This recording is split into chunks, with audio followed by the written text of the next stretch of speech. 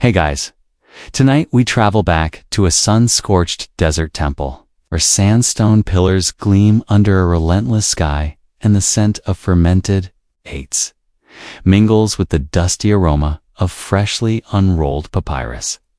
The flicker of an oil lamp casts dancing shadows across tomb walls, and distant chants echo down marble corridors. Your fingers graze time-worn hieroglyphs as a heat haze shimmers around you, and a gentle breeze of incense drifts in from a distant hall. You can almost taste chalky earth on your tongue and feel the weight of history pressing down. Trust me, you probably won't survive this journey without some serious ancient gossip and maybe a dab of crocodile dung. So, before you get comfortable, take a moment to like the video and subscribe, but only if you genuinely enjoy what I do here. And hey, drop your location and local time in the comments so I know who's pulling an all-nighter with me.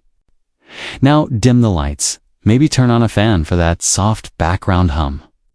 And let's ease into tonight's journey together. You trudge through a narrow corridor etched with spiral motifs, your sandals crunching on sand that's been tracked here for millennia. The air tastes faintly of honey, nature's original band-aid, reminding you that Egyptians drew on sweet syrups to staunch bleeding wounds. In fact, the Ebers Papyrus, penned around 1550 BCE, lists honey as a primary antiseptic, applied to everything from boils to battle scars. Mainstream fact.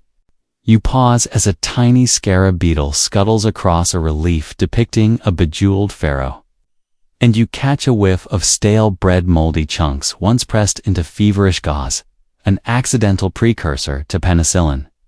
Historians still argue whether the mold in Egyptian loaves was ever recognized for its healing properties or simply tolerated as a pungent byproduct of poor storage.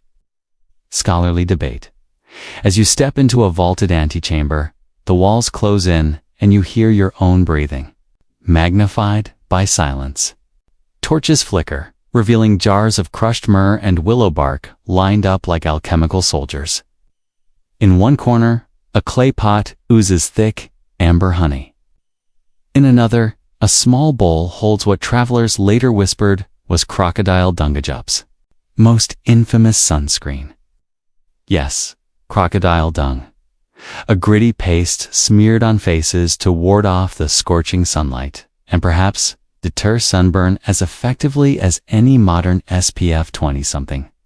Scholars are torn. Some dismiss it as myth born from comedic traveler anecdotes, while others unearth residues on Pharaoh's cosmetic palettes that smelled unmistakably briny, quirky tidbit. Scholarly debate.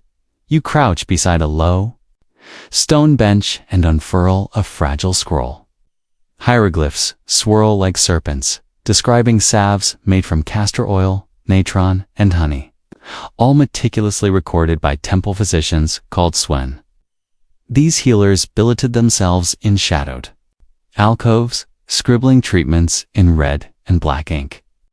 You can almost feel the stickiness of honey on your fingertips, the way it clings to linen bandages, trapping dirt and bacteria beneath a coat of sweetness.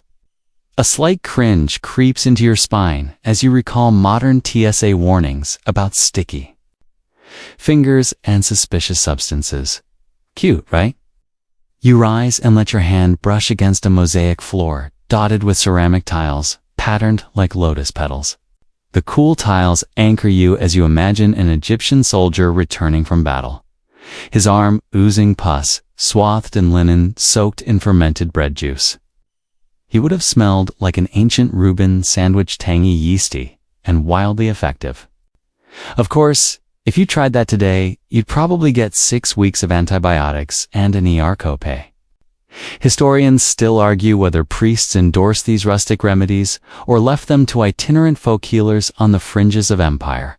With quiet reverence, you drift toward a vaulted niche where a painted relief shows Isis pouring anointing oil into a vessel.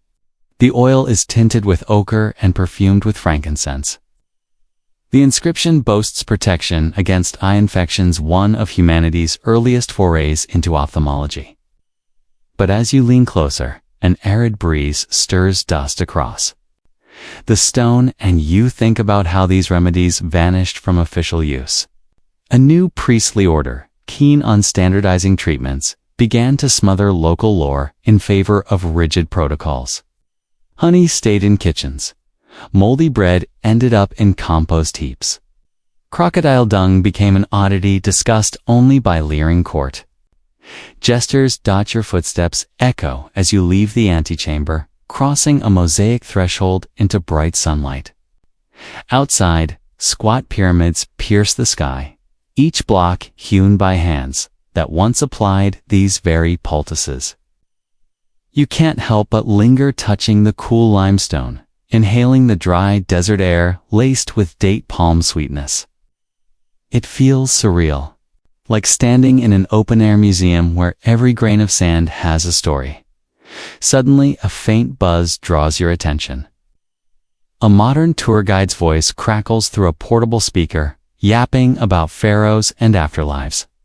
You smirk, imagining him recommending crocodile dung sunscreen as a top seller in the gift shop. You stash your notes and let your hand rest on the sun-warmed stone, savoring a final sense of connection to those ancient physicians who treated wounds with what the earth itself could offer. Light-footed, you step away from the temple, the weight of lost cures trailing behind you like a forgotten shadow. You carry with you the memory of honey's golden shine, the moldy back alley aroma of experimental bread, and the salty sting of crocodile dunkers that dared to exist, canned were quietly sidelined by emerging authorities hungry for control. Even now, scholars sift through fragments, peeling back layers of official history to reclaim what was nearly buried by the sands of time. You slip through a narrow, arched doorway carved with faded vine motifs, an echo of the lotus petals you traced in Egypt, into an emerald hush that feels almost conspiratorial. The air is cool and damp, redolent of wet earth and aromatic leaves. You tread carefully on flagstones ringed by creeping rosemary, sage, and feverfew. Each plant meticulously labeled in Latin script by monks swathed in hooded habits. Sunbeams spill through leaded glass, painting the garden in a green-gold tapestry that shivers under the slightest breeze. Your fingers hover over soft lavender blooms, and you inhale their sweet, floral musk. It's so calming, you might drift off into the nearest patch of time, though dozing on a medieval garden bed probably wouldn't be covered by any health plan back then. You crouch by a raised bed where glossy foxglove leaves fan out like wooden fans in a classical play. This plant, now known to yield digitalis for heart conditions, was recorded by Hildegard of Bingen in the 12th century as the finger of the lady, used cautiously to steady erratic pulses. Mainstream chronicles confirm that Benedictine monasteries across Europe cultivated such potent botanicals in their physic gardens, equipped with cold frames and herbariums to study therapeutic properties under the careful watch of monastic scholars. Yet, despite the monks' devotion, certain herbs earned suspect reputations, some as tools of healers, others as implements of heresy. Historians still argue whether the Church's edicts on herbal practice aimed to curb dangerous folk magic, or simply to monopolize medical authority within cloistered walls. Scholarly debate. A sudden rustle draws your attention to a small clearing, where a curious circle of mandrake plants stands sentinel. Their forked roots, rumored to resemble tiny humanoid figures, lie cocooned in damp soil. You remember those tales? Rip one out at your own risk, because its scream supposedly kills anyone within earshot. The monks, ever pragmatic, anchored a tether to each mandrake, sending an obedient dog to yank it free and bear the lethal yell instead. Quirky as it sounds, this grisly practice is recounted in 13th century herbal manuscripts, though some scholars suspect the screaming mandrake was more metaphorical flourish than reality. Might still cover your ears though, just to be safe. Ahead, a stout monk in a coarse wool habit tends to a clump of henbane. He lifts a leaf and crushes it between his fingers, releasing an acrid perfume that makes your eyes water and your head feel slightly dizzy. Once valued as an anesthetic in minor surgeries, henbane's hallucinogenic side effects earned it a sinister reputation. The abbot's council had issued a decree forbidding any single brother from experimenting with the plant, without explicit authorization strictly to prevent unlicensed trances and midnight gibberings, they claimed. Yet local lore spread faster than monastery gates could lock. Secret herbalists whispered of cathartic elixirs brewed from henbane and milk, potent enough to chase away more than just pain. You wander past a circular fountain carved from gray stone, its basin blanketed with floating water lilies and drifting petals. A fine mist rises, carrying with it the faintest hint of rosewater and marshmallow root. You trace the rim and notice an inscription nearly worn away. Sanct Benedictus. Ducey nos ad sanitem, beseeching Saint Benedict to guide them toward health. It's comforting, in a ritualistic way, like leaving a note under the pillow for the Sandman. Except the Sandman wields snipping shears to harvest elderflowers for your cough. If you wonder if any novice has ever sneaked a handful of those elderberries into his robes to ferment into a makeshift mead. If so, he probably spent a Sunday sermon in the stocks for brewing without blessing 3 pints over the holy limit. Perhaps sunlight shifts as you thread between rows of chamomile and valerian, their feathery foliage brushing your forearms. The garden seems almost alive, humming with antiseptic promise. You reach out to crush a chamomile blossom and release its apple-like scent, instantly conjuring memories of modern tea bags tucked into steaming mugs. It's a comforting bridge across centuries, a little nod to that honey-applied salve from Egypt and a reminder that plant-based remedies have whispered through time, sometimes too quietly to outlast political edicts. Deeper into the garden, you find a secluded alcove where a single monk studies an open codex by candlelight. Illuminated initials dance across the page diagrams of herbs, tinted in green and ochre. He glances up, eyes bright behind wire spectacles, and offers you a small sprig of bugleweed. It's promoting it as a gentle sedative for restless hearts. You accept it, feeling the smooth stem and tasting a faint bitterness on your tongue. It's a fringe remedy, recorded in only a handful of manuscripts, overshadowed by the Church's official pharmacopoeia. Yet local apothecaries and folk healers swear by it, using bugleweed tea to soothe trembling hands and racing thoughts. As you step away from the alcove, the hush returns. You weave between towering yew hedges, which, despite their beauty, conceal a deadly secret. Every part of the yew is poisonous, used in small doses to treat fevers, but also accused of poisoning political rivals. Some say that a rogue cardinal slipped powdered yew onto an archbishop's communion wafer, an accusation so explosive it barely survived the records. Historians still argue whether such claims are political smears or grim reflections of courtly intrigue. Scholarly debate. You shake your head at the irony. A plant both revered for healing and feared for murder, depending on the hand that wields it. The sky dims as you circle back toward the entrance. A chilling breeze drifts through, scattering a few dried lavender buds at your feet. You stoop to pick one, closing your eyes as the floral scent washes over you, soft and soothing. It's a small, fragrant rebellion against the official line that all significant medicine must come from licensed physicians in cathedral infirmaries. Outside these walls, herbal lore persisted, transmitted by wise women at village crossroads or tucked into the folds of traveling traders' cloaks. Those remedies might have been denounced as witches' tricks, but they survived in secret notebooks, scrawled in the margins of surviving pharmacological treatises. You exit beneath the archway, carrying the weight of illicit knowledge in your spade. Your satchel, mandrake humor, henbane tinctures, bugleweed leaves, and lavender kisses. The crenellated ramparts of the monastery loom overhead, sentinel-like, guarding centuries of hidden cures. Behind you, the garden's hush lingers, a fragrant whisper of what once flourished before ecclesiastical censors banned certain herbs, deeming them too pagan or too dangerous. Your breath catches in your chest as you realize these botanicals, like the honey and moldy bread back in Egypt, were snatched from common hands and buried. Beneath the weight of dogma, you trace your path back along the cloister's shaded walk, recalling that vine-carved doorway and the salted temps of crocodile dung. The memory makes you grin, if only to remind yourself that every once in a while, the world loses something vital when those in power rewrite the rulebook on what's safe, sacred, or sensible.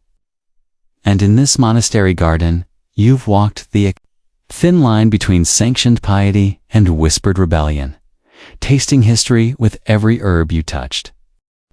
You slip through a heavy oaken door engraved with gilded fleur-de-lis and step into a cavernous workshop where the mid-morning sun slants through high lattice windows. The air is thick with the acrid temps of burning pitch, the sweet undercurrent of drying wood, and the metallic clink of chisels and hammers on steel. Long benches groan under rows of bronze scalpels. Glass vials filled with murky liquids and leather-bound surgical manuals penned in ornate script.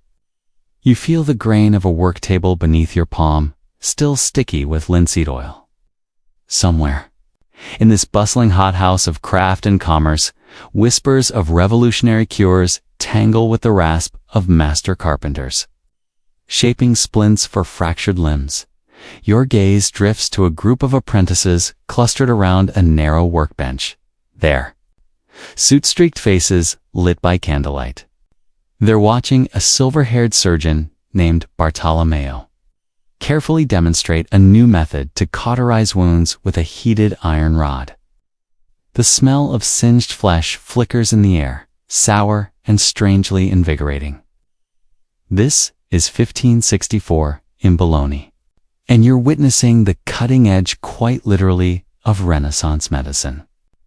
Historians still argue whether these heated rod procedures actually reduced infection rates or simply masked symptoms before gangrene set in scholarly debate. A towering cabinet of curiosities dominates one corner of the room.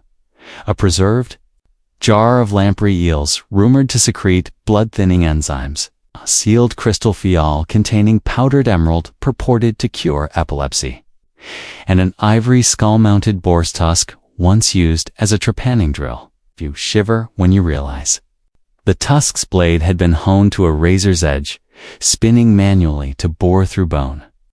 Fringe lore suggests that certain maverick surgeons experimented by pouring snake venom into trepanned wounds, hoping the toxins would stimulate the body's own defenses, an experiment that may have killed more patients than it cured. You probably wouldn't survive that trial without more than a dab of crocodile dung sunscreen from Egypt. You wander toward a curtained alcove where a velvet canopy drapes over a large ebony desk. A stern-faced guildmaster in a doublet of deep crimson oversees a council of grizzled barber surgeons. Their robes are trimmed with gold embroidery, each stitch a testament to years of rigorous apprenticeship. One guild rule demands a minimum of 7 years service before anyone dares wield a blade on a living patient. That fact checks out. The Barber Surgeons Guild in Florence, established in 1400, strictly regulated who could perform bloodletting, wound stitching, or bone setting mainstream. In fact, the guild argues it preserves public safety. You suspect it also preserves their profit margins. A sinewy apprentice, sweat glistening on his brow, pleads for the right to demonstrate a salve made from mercury and rosemary. He claims it speeds up scar tissue remodeling and might prevent keloids. The guildmaster's eyes narrow, and he raps his ring on the desk. Enough, he booms. This is untested. You endanger reputations and lives. The apprentice's shoulders slump. You lean in, sensing the tension coiled in the room like a tightly wound spring. It's a moment familiar from your monastery garden stroll, where a novice was admonished for brewing unapproved elderberry mead. Here, as their authority chokes off daring hope, beyond the guildmaster's curt nod, a carved oak door leads you to a quieter chamber lined with massive tomes. You trace your finger along spines labeled De Chirurgia by Albucaesus and Opera Omnia by Vesalius. Their pages once unlocked the secrets of human anatomy. Yet the guild has blacklisted any surgeon who strays from these canonical texts. It's ironic. Vesalius's groundbreaking 1543 anatomical drawings exposed blood vessels and muscle layers in unprecedented detail. Yet his followers were warned off, performing surgeries that deviated from age-old routines. Historians still argue whether this was hubris defending tradition or a necessary check against reckless experimentation. Scholarly debate. A sudden clatter jolts you back to the workshop. Two porter boys wrestle to hoist a battered chest stamped with a wax seal. They fling it onto a bench, oil lamps dancing across its iron-reinforced lid. With a groan, they flip the lid open, revealing dozens of finely ground powders in glass vials, each labeled with names like cubeb pepper, asafoetida, and something scrawled in spidery script that looks like substances occulta. You lean closer, catching a faint, sulfurous smell mixed with vanilla sweetness. Rumor has it that one secret remedy combines tree frog bile, powdered mercury, and white vitriol said to collapse tumors when injected under the skin. Whether that actually worked remains a matter of heated debate among modern scholars. In a nearby alcove, a small brazier sends tendrils of smoke curling toward a stained wooden ceiling.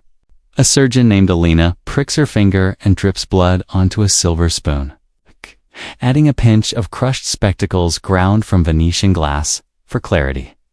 She swirls the concoction with a carved tortoiseshell spatula, murmuring an incantation. In medieval Latin, it's part chemistry, part superstition. You sniff the faint coppery scent and think, this might just be the earliest iteration of blood typing. Or pure theatrics. In any case, the guild frowns on her showmanship. They decree that medical practice must be sober, measured, and standardized. No room for theatrical cures, no matter how promising. You wander past rows of leather-bound registers, where surgeons sign in before venturing to the Wigs and practice sword stage in the back. A red velvet curtain conceals the makeshift amphitheater, where bodies flensed for anatomical display might be traded for the right price. You recall the hush in your monastery garden when sinners bartered illicit herbs in shadowed corners. Here too, forbidden knowledge swaps hands beneath flickering lanterns. A merchant surgeon quietly pockets a sealed vial labeled Elixir Citronella, touting it as a cure for the plague's chill. Whether it repelled fleas or just smelled citrusy when everyone else was rotting is still up for debate. Hey, sudden shaft of sunlight catches the polished blade of a half-moon scalpel mounted on the wall, and you pause to admire its craftsmanship. Behind it, a faded fresco depicts Saints Cosmas and Damian, twin physicians venerated for treating patients without fee. Their legend inspired many surgeons to offer free clinics during outbreaks of bubonic plague. Yet the guild refused to license. Anyone who refused payment can almost hear the stony silence of that council meeting. No payment, no license. Mercy for the sick, it seems, was subordinate to market regulations. Your footsteps echo as you return to the braziers. Glow. The surgeon Alina is gone, replaced by a pair of guild apprentices polishing copper lancets. The brazier's embers flicker in a complex dance of orange and black. You feel the workshop's weight, the thousands of hours spent molding metal, grinding powders, memorizing forbidden texts, and petitioning guild councils. Some of the grandest medical leaps of the age were born in these same smoky rooms, only to be smothered by edicts insisting that tradition must reign supreme. You step back toward the curtained alcove, recalling the hush of your monastic garden and the sun-drenched Egyptian temple. You realize that each era had its gatekeepers, whether cloaked in habits, draped in crimson robes, or vested in gilded authority. And you carry forward that understanding like a talisman, knowing that every suppressed panacea, from crocodile dung to mandrake elixirs to snake venom salves, owes part of its fate to those who feared progress more than they feared suffering. As you push open the heavy door to leave, the clang of metal settles into silence. Beyond lies a cobblestone street resonating with the clatter of horse hooves, carriage wheels, and distant market cries. You inhale the crisp Italian air, scented with grapes ripening in backyard vineyards. In your satchel, the mercury rosemary, salve, and the powdered emerald fial feel heavier now, burdened with all the secrets of treatments untried and cures unshared. And as you walk away from the Guildhall's shadow, you can't help but smile at the thought that, for every rulebook closed, someone, somewhere, still daringly dipped a brush in honey, paint, or poison, hoping to write a new chapter in medical history. You follow the clatter of hooves and carriage wheels down a winding hill toward the hullabaloo of Constantinople's Grand Bazaar, where mingled scents of rosewater, freshly baked simmet, and animal pelts swirl into a dreamy haze. Lanterns sway like fireflies overhead as dusk settles, casting an amber glow across Iznik tiles patterned in cobalt, turquoise, and gold. The hum of conversation dips and rises around you merchants hawking silk robes, philosophers debating the latest poem, eunuchs whispering court gossip through hidden grills. A chill breeze drifts off the Bosphorus, carrying with it the faint bray of a distant donkey and the metallic bite of salt water. You tighten your cloak against the night air, mind drifting back to the mercury rosemary salve in your satchel. And you wonder what curveball medical tradition will throw at you next. Ahead, a line of crimson-tinted pavilions flanks the Sultan summer camp just outside the city walls. You slip past guards whose curved scimitars gleam in torchlight, murmuring a courtesy that seems to smooth your passage. Inside the central pavilion, the scent of frankincense lingers beneath a canopy of silk, and you see a group of boza vendors, trailing bowls of sweet fermented millet porridge to curious onlookers. But your attention snaps to a circle of shadowed figures crouched near a low divan, where a hare's foot brush and a chipped ceramic bowl hold spoons of yellowish, powdery matter. This, Effendi, is the art of tonic. A slender man in a flowing kaftan explains, his voice soft as velvet. He dips a porcupine quill stylus into the bowl, scooping a speck roughly the size of a mustard seed. They call it nasal inoculation. But don't let the word inoculation alarm you. It's simply the smallest spark to kindle the body's own fire. You arch an eyebrow, trying not to flinch at the image of quills and mustard seeds, breeding immunity. He beckons you closer, and you crouch on a woven mat that smells faintly of cedarwood chips. The patient, a stoic young boy draped in apricot-colored robes, does not flinch as the inoculator tilts his head back and brushes the powder against the boy's nostril. You catch the fine grains drifting between them, glinting in torchlight, like motes of dust suspended in the air. A low murmur ripples through the tent-curious onlookers, craning their necks for a better view, all breathing in the improvised snuff. The inoculator smiles and wipes his hands on his belt. We have practiced this since long before the English caught wind of it. Ottoman practitioners mastered variolation by the early 1700s in the palace itself. He pauses, letting you savor that fact as though you'd just discovered a hidden attic filled with dusty scrolls. Historians still argue whether those early variolations reduced mortality sufficiently to justify the risk. Given that grave side effects sometimes erupted into full-blown epidemics, in distant provinces, scholarly debate. You lean forward, inhaling the faintly sweet herbal scent of the powder notes of dried fig. a hint of camphor, and something almost medicinally floral. A single bead of sweat slides down the inoculator's temple and drips onto his robe. The secret, he continues, lies in the source. We harvest scabs from carefully monitored recoveries, dry them in the sun for precisely 7 days, then grind them with wild caper pods. Some believe the caper sulfur binds with the variola virus, taming its rage. Others say it's no more than a quaint superstition. You watch him add a pinch of crushed caper pod to the mix, the green flecks dancing among the pale grains. Quirky, yes. But you imagine the bright tang of capers clashing with a possible death sentence. No small gamble under the watchful eyes of the palace physician.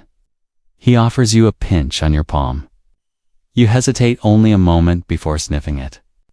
Gagging slightly at the anise-tinged sting, it's better than a fistful of spoiled olives, you joke, voice lower than a conspirator's whisper. The inoculator chuckles. But you catch the glint of concern in his eyes. As the boy yawns and swipes at his nose, you feel the first rumble of anticipation. You can almost hear your own immune system warming up, gearing for battle. You're acutely aware of cold sweat pooling at the base of your spine, a reminder that you're dangling just beyond the edge of modern safety protocols. If you lived today, you'd have a sterile swab, a hypodermic needle, and an ER on speed dial. Here, you have quills, scabs, and a tradition as old as the caliphate. Night drifts deeper, and a hush falls over the camp as the Sultan's herald drums a signal for prayer. You rise, brushing sand from your knees, and the inoculator rises too, bowing his head respectfully. Go in peace, he says softly. May your ventures be safe wherever you travel. You tuck the hare's foot brush into your satchel, realizing you've just witnessed a practice that danced on the edge of extinction. Variolation would later birth vaccination, but you ponder whether the world truly owes this moment to the English physician Edward Jenner, or whether the legacy belongs first to these shadowed tents outside Constantinople's gates. A cool wind scuttles through the silk flaps as you slip outside. The scale-carved gates glimmer under torchlight, and you pause at the ornate archway carved with Arabic inscriptions praising Allah for life's breath.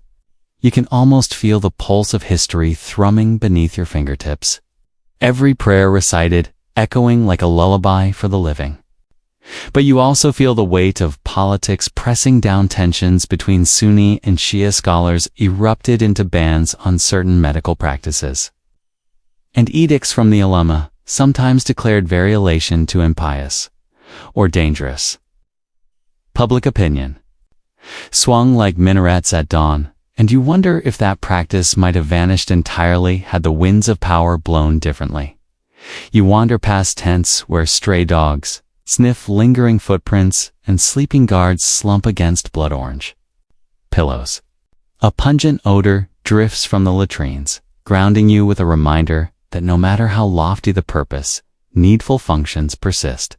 You smile at the irony, preventing smallpox by inhaling dried pus dust, yet still relying on open-air relief. Pits mere yards away. As you step onto the cobblestones leading back to the city, the glimmer of lamplit domes beckons you home. The salve jar in your satchel feels heavy with possibility and responsibility. You realize that in 4 decades, an English lady named Mary Wortley Montague would bring this knowledge to London. And eventually, Jenner would crystallize it into a safer vaccine. Yet you carry with you the memory of tiny quills, golden powders, and that hushed exchange in the Sultan's pavilion.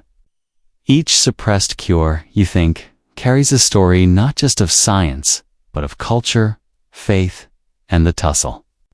For authority, you draw a gentle breath, tasting the night air sweet with jasmine and sea salt. Whether variolation's destiny was sealed by royal patronage or by the ebb and flow of religious decree, one thing is certain. You've borne witness to a moment when life and death hung in the balance on the tip of a porcupine quill. And for now, that's enough to carry into your dreams. You plot up a narrow trail carved into sheer Andean cliffs, the air thinning so sharply you wonder if your lungs are staging a protest. The sun blazes like a golden brazier overhead, reminding you of that Egyptian temple's relentless sky. Only, here the heat carries a tinny tang of eucalyptus and whetstone. You pause to sip from a waterskin, its mouth cool against your parched lips, and breathe in the scent of wild mint and dust. Below, the valley stretches in a patchwork of terraced fields, each level a testament to millennia of indigenous ingenuity. You tuck a strand of hair behind your ear, feel the rough bark of a cinchona tree under your fingertips, and wonder how this ordinary-looking trunk once held the power to save millions from malaria's smothering grip.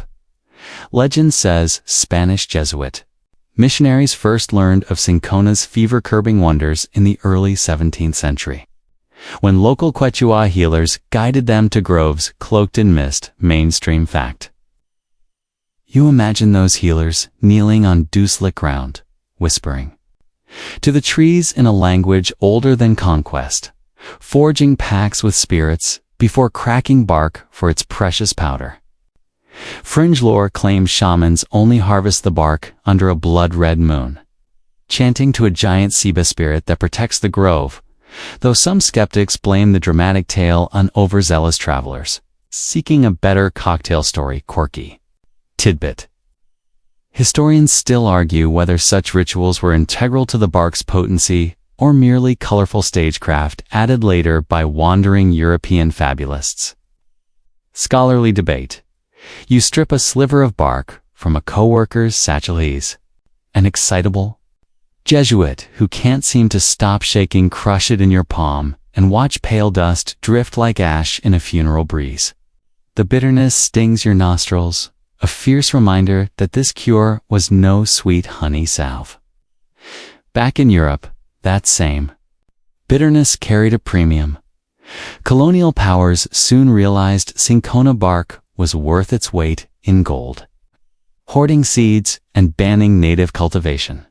The Spanish crown granted Jesuit plantations near Lima a lucrative monopoly, then forbade any seeds from leaving Peruvian soil. You smirk at the image of imperial mandarins sniffing bark samples like tobacco tasters, ensuring none slipped onto black market galleons bound for Amsterdam. You'd probably get 6 weeks in a coastal dungeon for trying to smuggle quinine seeds under your sandals. Higher still, the thin air tugs at your coat as you crest a ridge carpeted in wild ferns and orchid-swathed branches. You crouch by a sapling-sized cinchona, its bark mottled deep chestnut.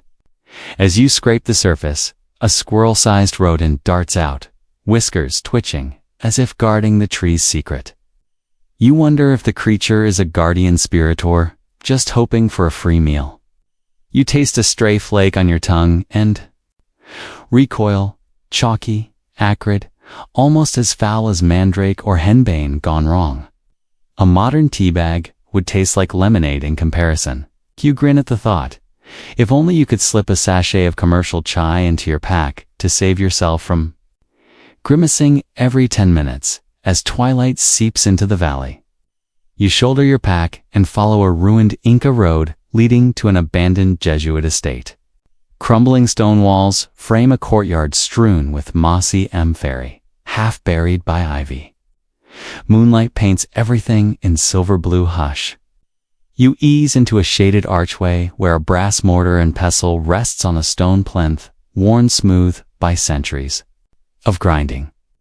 A ledger lies open, its pages inked with spidery script detailing bark tinctures, lozenges of equal parts cinchona and sugar, powder mixed with almond oil, tonics to be taken thrice daily.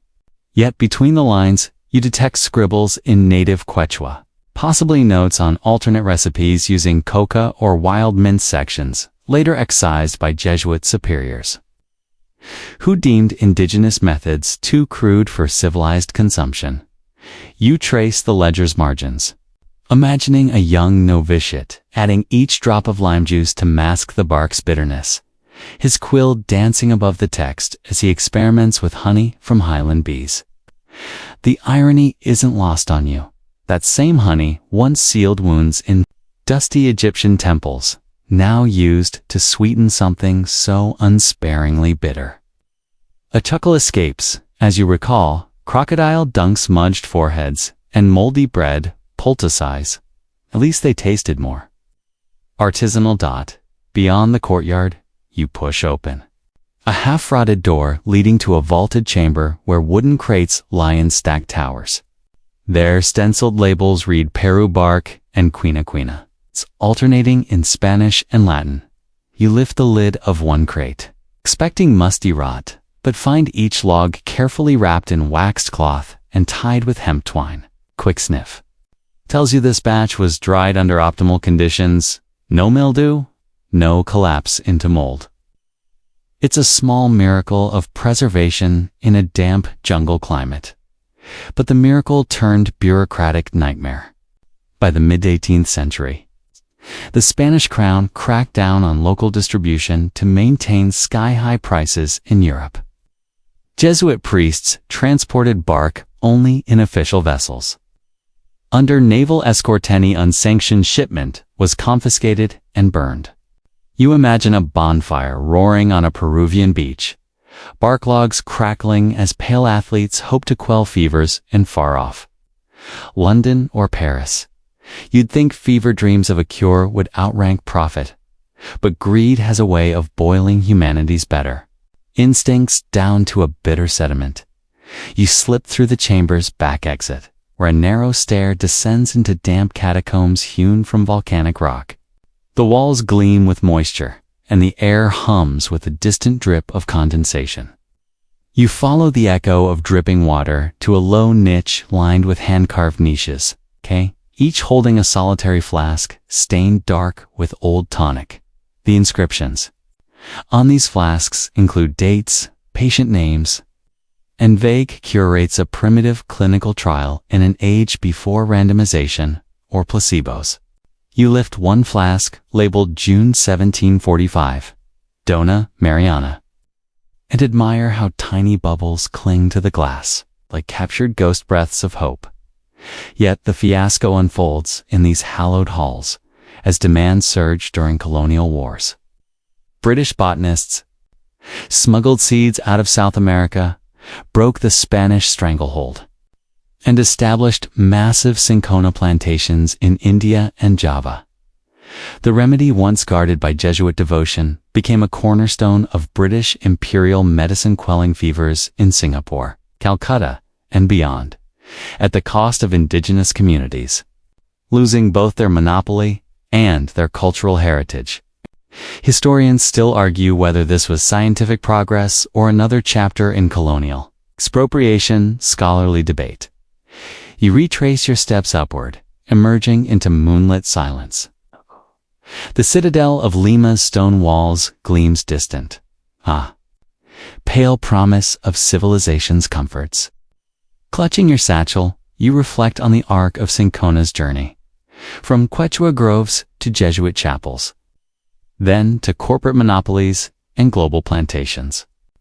You glimpse how every panacea, from honey to blood-typing spit tests, weaves through the same tapestry of hope, power, and appropriation as you descend the Inca Road by starlight. The weight of those precious bark logs tugs at your shoulders and at your conscience. You realize that suppressing cures isn't always about banning knowledge outright. Sometimes it's about cornering the market, repackaging ancestral wisdom as exotic export, then rewriting the story so only one voice can claim the credit. You.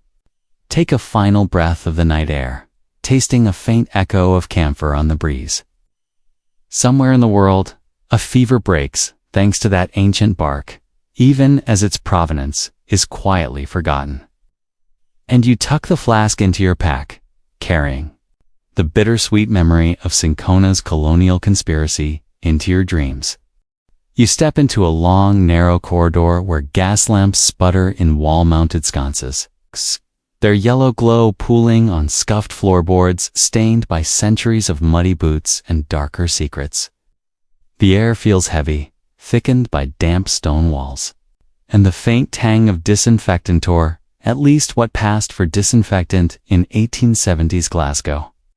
You inhale a bracing whiff of carbolic acid, its acrid lash cutting through the musty stench of stale straw mattresses and convalescing bodies. A nurse hurries past, her starched cap lopsided, trailing a metallic clatter of surgical instruments wrapped in folded gray cloth. Somewhere ahead, you hear the low murmur of hushed voices and the distant groan of a trolley's wheel on uneven brick. You follow that sound into a ward lit by a row of high windows along one side, where sunlight slants across rickety iron beds. Each berth holds a man or woman swathed in striped hospital gowns, their faces pale but alert beneath bruised brows. Joseph Lister stands at the center of it, all tall and lean, with bushy sideburns that frame a calm, inquisitive face. He leans over a patient's leg, wrapped in soiled bandages, and instructs a young surgeon to rinse a wound with a mist of carbolic solution.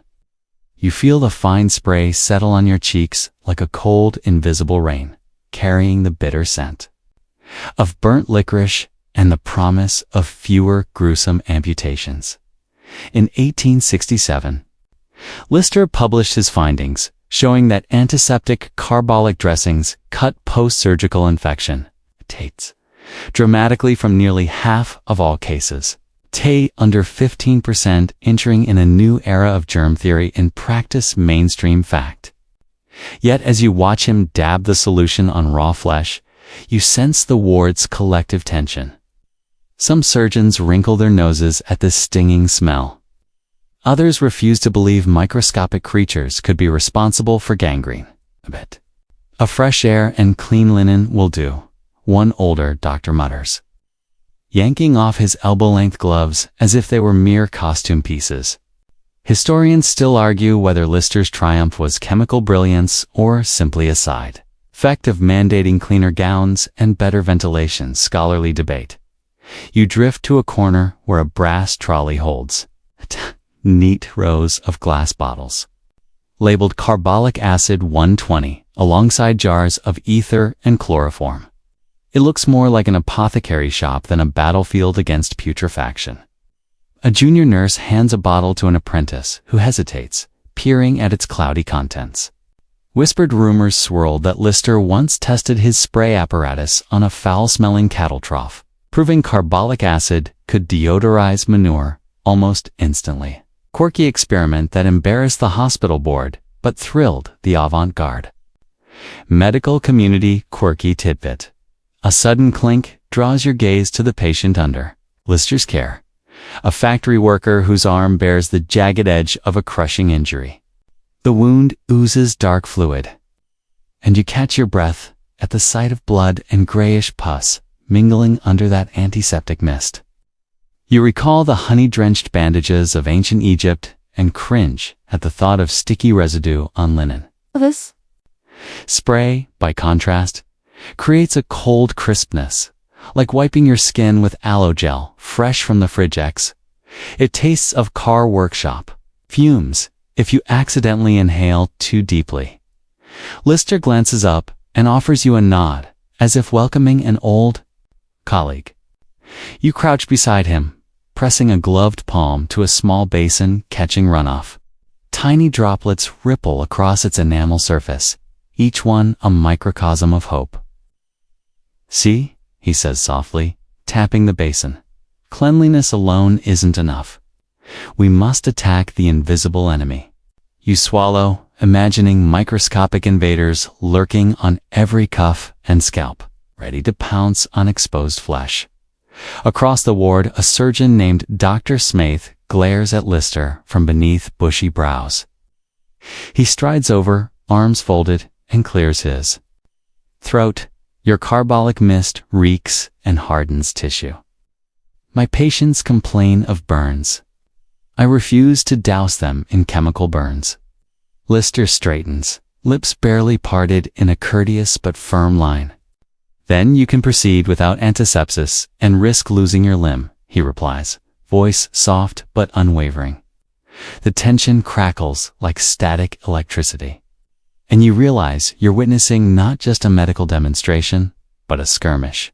In a turf war between fear of infection and fear of progress, you lean against a cold iron bedpost, glancing down at a pale patient whose eyes flutter beneath a carbolic-soaked dressing. The word carcinoma is scrawled on a slip of paper, pinned to her sheet. Her breathing is shallow, as if the smell itself might suffocate her.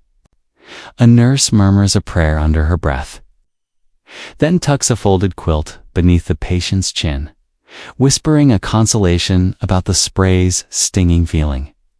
You nod, offering a quiet smile.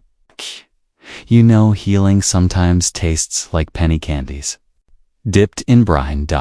With a soft click, the next patient is wheeled in, this time a seamstress, whose leg has been mangled by a loom. Lister bows his head, studying the injury's ragged geometry. You edge closer, craning for a better look. As he administers the carbolic wash, he recounts how his mentor, surgeon James Syme, had suspected foul odors carried disease, but lacked a systematic approach. Lister's breakthrough was less mystical incantation than scientific gamble testing. Dilution ratios like a bartender peddling cocktails at a smoky tavern. Some colleagues argued that the ward's open windows and stricter bandage changes did most of the heavy lifting. Historians still argue whether his dilution ratios were optimal or merely introduced a placebo effect that gave surgeons confidence to work faster and cleaner. Scholarly debate. You trace a finger along the iron rail and shiver as the ward's draft stirs your coat. The gas lamps sputter, and you can almost taste iron on your tongue's nausea for blood that never was yours to spill. A gaunt orderly wheels in a wooden case stuffed with maggots used to eat dead tissue without harming living flesh. The orderlies whisper that Lister disapproved of maggot therapy, believing carbolic acid alone should suffice. But private letters suggest he secretly experimented with both methods side by side. Whether maggots or mist saved more lives remains. Lost to time, though you'd certainly choose the spray over wriggling larvae in a wound. Dr. Smythe stomps past, muttering about un-British chemicals. You crack a half smile and think, if only he knew the spray's origin story involved curing cow manure, he'd probably prescribe a pony to trample bacteria instead. Your joke drifts unheard as Lister steps back to admire his handiwork. The patient's wound no longer beads with fresh blood. Instead, it oozes faintly green, as if the carbolic mist had mopped the surface clean and infused it with a shallow, protective scab. Night deepens and the ward's energy dims. Lister gathers his notes, the edges of his manuscript curling under damp air. He thanks the junior surgeons for their diligence, then allows himself a rare moment of relief, small smile playing around his lips. You share that smile, understanding the weight of defying orthodoxy. His antiseptic method would later yield to aseptic techniques, laminar airflow, and sterilized instruments, practices he only dreamt of during these harrowing early trials. You back away, letting the spray's ghost linger on your skin. The smell will haunt you for hours, a sharp reminder that progress often tastes unbearable at first. Outside the ward, the corridor is empty save for a squeaking trolley. You open a window onto a mist-shrouded street lit by sodium lamps. There, pale glow smearing against wet cobblestones. A horse-drawn, handsome cab clatters past, and you catch a whiff of rain on asphalt's ominous promise of the cholera season to come. Stepping into that London fog, you feel the residue of Lister's revolution clinging to your clothes. You carry it like a fragment of hope, knowing that if this spray had been dismissed entirely, fog and all, you and countless others might still be consigned to the grip of gangrene's unforgiving hand. You take a deep breath of cool night air tasting eucalyptus from a nearby apothecary, and smile at the memory of crocodile dung and moldy bread. Progress is rarely clean, but it sure beats the stench of putrefaction. You push open the heavy wooden door of a modest University of Toronto laboratory, stepping into a space glazed by dawn's pale light filtering through high windows. The air smells faintly of rubber tubing and formaldehyde, mingled with the sweet echo of boiled sugar from an adjacent kitchenette. Your footsteps echo on hardwood floors, scuffed by years of experiment and expectation. Glass jars rim the shelves, stuffed with preserved specimens of canine pancreases, each waiting for its enzymes to whisper secrets of life. You can almost taste the Thames of wrought iron as you grip the edge of a steel bench, recalling the antiseptic sting of Lister's ward and the bitter bark of cinchona in your memory-laden satchel. Here. In 1921, determined surgeon named Frederick Banting paces in threadbare trousers and a rumpled shirt, clutching a sheaf of notes like a lifeline.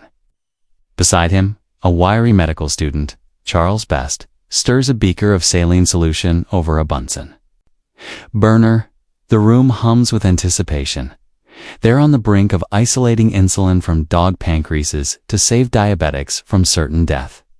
A single drop of extract promises to regulate blood sugar, carving a path away from starvation and coma. Mainstream accounts chronicled that on January 11, 1922, they administered the first successful insulin injection to a teenager named Leonard Thompson, transforming diabetes from a fatal sentence into a manageable condition. Mainstream fact. You lean closer, feeling a tremor in the wooden stool beneath you as Best tests the dosage on his own arm, injecting a prick of the pale fluid. You catch the faint click of the syringe, then watch as his forearm flushes with warmth, a palliative reaction echoing back to venoms, swabbed into trepanned wounds and carbolic acid sprayed on open flesh. A quick hiss escapes his lips. You offer him a damp cloth soaked in mild vinegar, half expecting him to complain of a sting, but he simply lowers his gaze and nods. His sacrifice echoes Lister's cattle trough trials, sacrificing comfort for proof that the cure works, but behind the euphoria, a storm brews. You step around a cluttered desk where Banting's co-researcher, biochemist James Collip, sharpens a glass pipette. He's exhausted from sleepless nights, his eyes rimmed red. Rumor has it that in his delirium, he once tried to filter the secret ingredient through a tea strainer, then defended the method as an artisan approach to purification when challenged. Fringe whispers claim he later confessed to dreaming about angels stirring a pot of glowing pancreas stew. An odd image that he attributed to glandular fatigue, more than divine intervention, quirky tidbit. Across the room, the Dean of Medicine looms in a serious suit, brandishing a crisp university patent.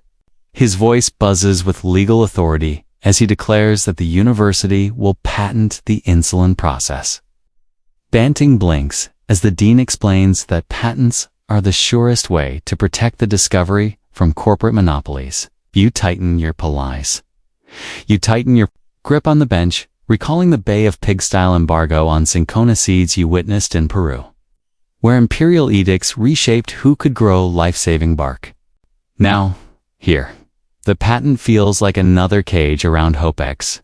This time, Panting and Best hold the key when Collip emerges from the back alcove with a fresh insulin batch.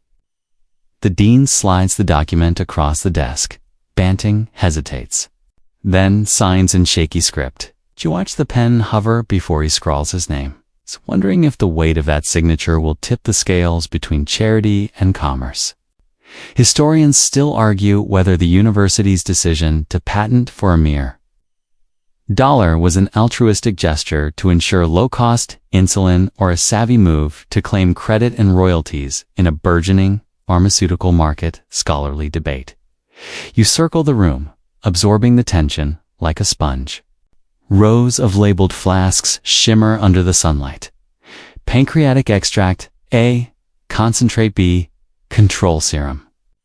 A tall rack holds slides of stained dog liver tissue, each stained patch promising a clue to insulin stability. You brush your fingertips against one slide's glass edge, cold, precise, and humming with possibility.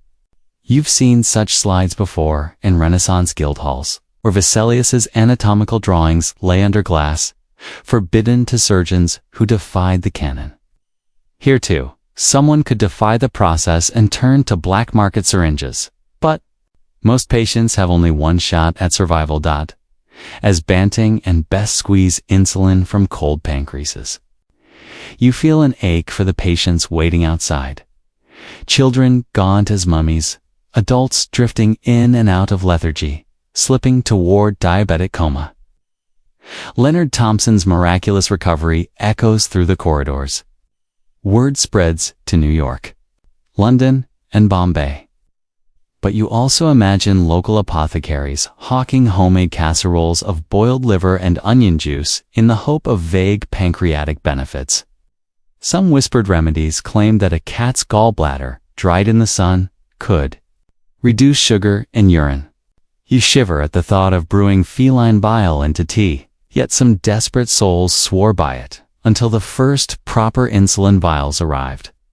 A knock at the door pulls you from your reverie. A portly pharmaceutical agent enters, carrying a leather satchel bulging with cash offers and corporate contracts. He lays them on the bench, colorfully stamped letterheads promising fortunes if the university relinquishes exclusive rights. The dean's gaze flicks to those letters like a falcon spotting. Pray, Banting's jaw tightens. You know this crossroads all too well, the moment when altruism and avarice face off in a battle, more unforgiving than a battlefield suture session. Banting steps forward and de scaris force declares that the patent belongs to the university and will be licensed on a non-profit basis.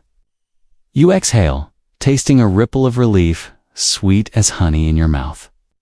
But the pharmaceutical agent grumbles and folds his papers with theatrical finality before retreating, casting a shadow that follows him out. You nod to Banting and Best, feeling that fragile solidarity hum between you all. Like the gentle hiss of carbolic mist on an open wound, you lean against a row of incubators. Their glass doors lined with condensation from bacterial cultures. You remember the damp permanence of Lister's ward and the humidity in the rainforest catacombs. Here, humidity breathes life into growing yeast cultures that will someday help mass-produce insulin. The incubators pulse with warmth, a low, mechanical heartbeat that fills you with quiet wonder. You close your eyes and let the steady hum lull you, imagining the tiny vials that will one day crowd pharmacy shelves worldwide outside the lab. The hall feels hushed, scarred by furred, hushed excitement. Hush. You step into the antiseptic-lit corridor and breathe in the scent of linoleum and varnished wood. Down at the children's ward, you can almost hear tiny lungs sighing with renewed vigor. Infants who no longer wobble toward a premature grave, but instead inch toward adolescence. The thought warms you more deeply than any laboratory lamp.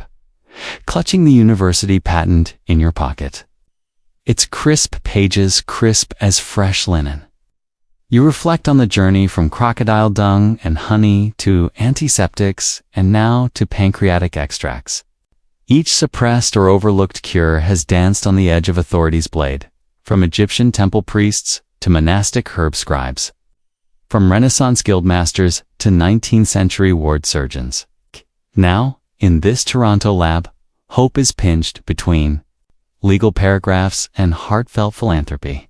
You slip the patent back into its envelope, feeling the delicate page edges beneath your fingertips. Night falls outside, and the sky beyond laboratory windows deepens to indigo. You pause, looking out at the distant city lights flickering beneath the moon. Somewhere in the imperfect glow lies a child asleep with a small glass vial of insulin. on the bedside table. And though a patent could have throttled their only lifeline, it hasn't yet. For now, you carry that hard-won certainty like a glowing ember in your palm, wary of letting it fade or be snuffed out by greed. A soft click echoes behind you as the lab door closes. You inhale the cool night air and savor the lingering scent of formaldehyde and boiled sugar, an odd perfume of science and hope. You walk away, bearing the memory of that first insulin drop that rippled through time, binding you to every suppressed remedy that dared to save a life despite authorities. Shadow. You step into a cluttered corner of Oxford's Sir William Dunn's School of Pathology, where glass fermenters bubble like oversized soda fountains, and the Thames of rotting bread drifts through the air. It's a far cry from the honey-sweet aroma of ancient Egyptian salves. Lab coats flutter past as postdocs scurry between benches strewn with conical flasks, their rubber stoppers snugged with cotton. You lean on a pressurized steel drum humming with compressed air, savoring that faint whiff of musty mold that once spelled only spoilage, but now hints at salvation. It's 1941. And penicillin's promise feels as miraculous as crocodile dung sunscreen once must have seemed in the desert. You recall how Alexander Fleming first glimpsed penicillin's magic in 1928, when a stray mold spore killed Staphylococcus cultures on his cluttered lab bench discovery. He published with a humility more befitting a gardener than a scientist mainstream fact. Yet, Fleming's scattered notes and slender yields left penicillin languishing until Howard Florey and Ernst Chain rallied support, determined to turn a petri dish curiosity into an antibiotic that could tame war's septic wounds. As you inhale, the fermenters hiss and fizz, reminding you that progress often bubbles over like an untamed soda, foaming at the edges and spattering hope across tiled floors.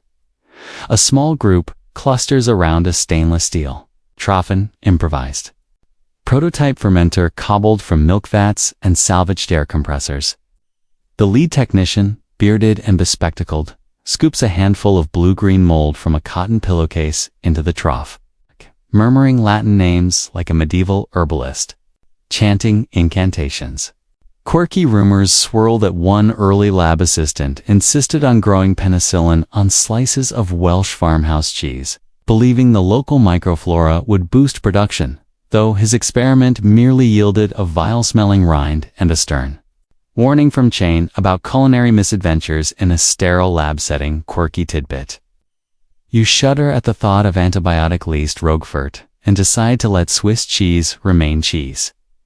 Despite the lab's buzzing energy, you sense an undercurrent of frustration, like walking through a royal court where courtiers whisper about who gets the next crown. Florey glances up from his microscope, eyes tired beneath chalky eyebrows. "We need more penicillin," he says softly, tapping the base of his slide. "And we need it faster." Factories in the US and Canada have started large-scale fermentation. Yet transatlantic shipping bottlenecks plus the Ministry of Supply's cautious licensing threaten to slow distribution to frontline medics.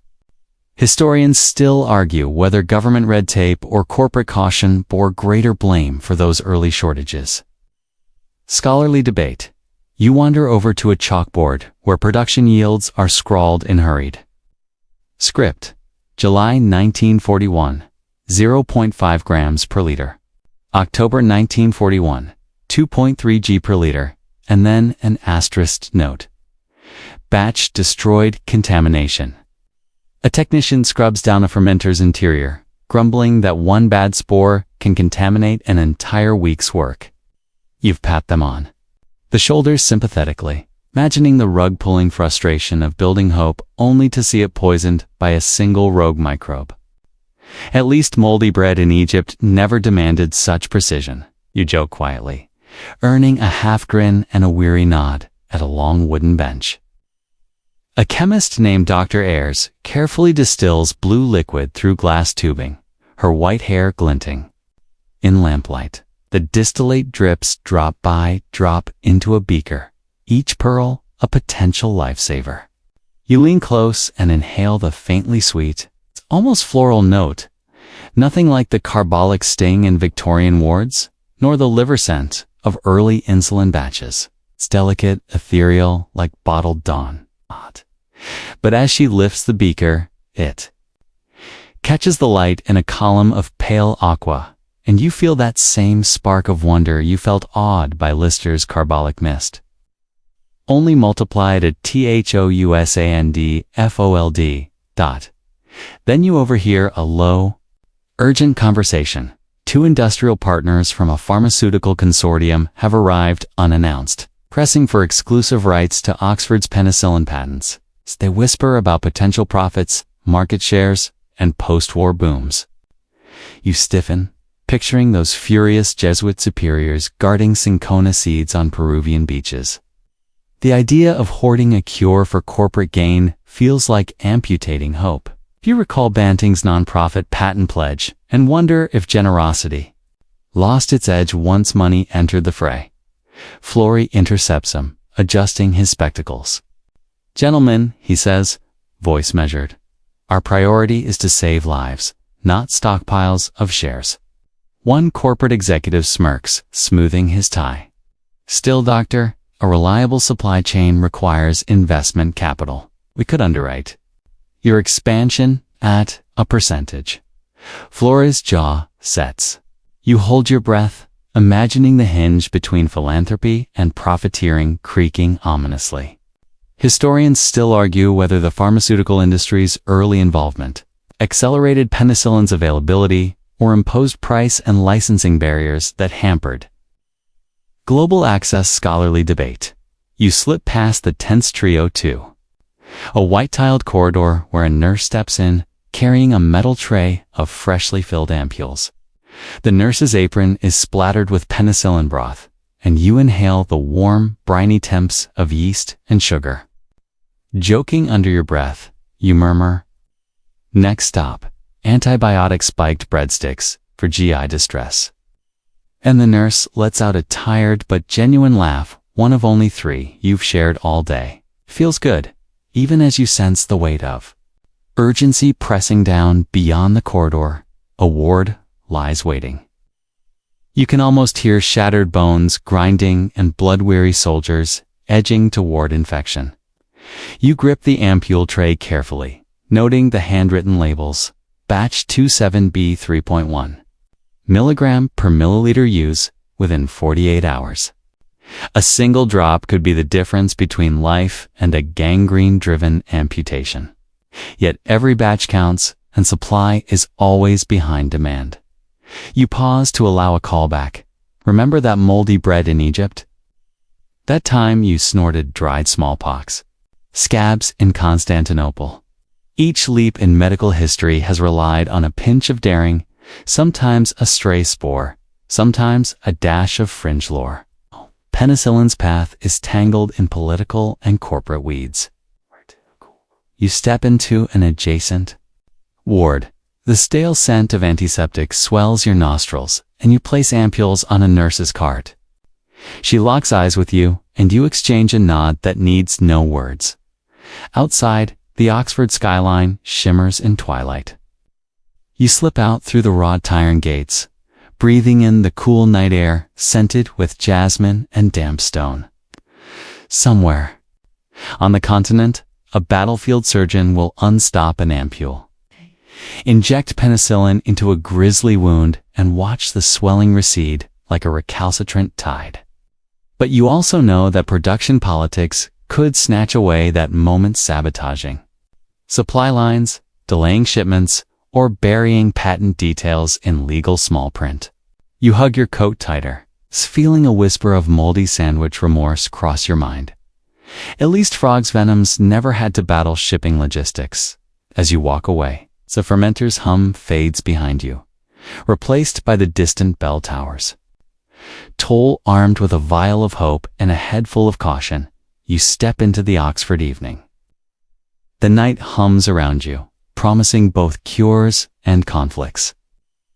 And you carry the reminder that every suppressed or stymied panacea needs, not just science, but ethical will to blossom into life-saving reality.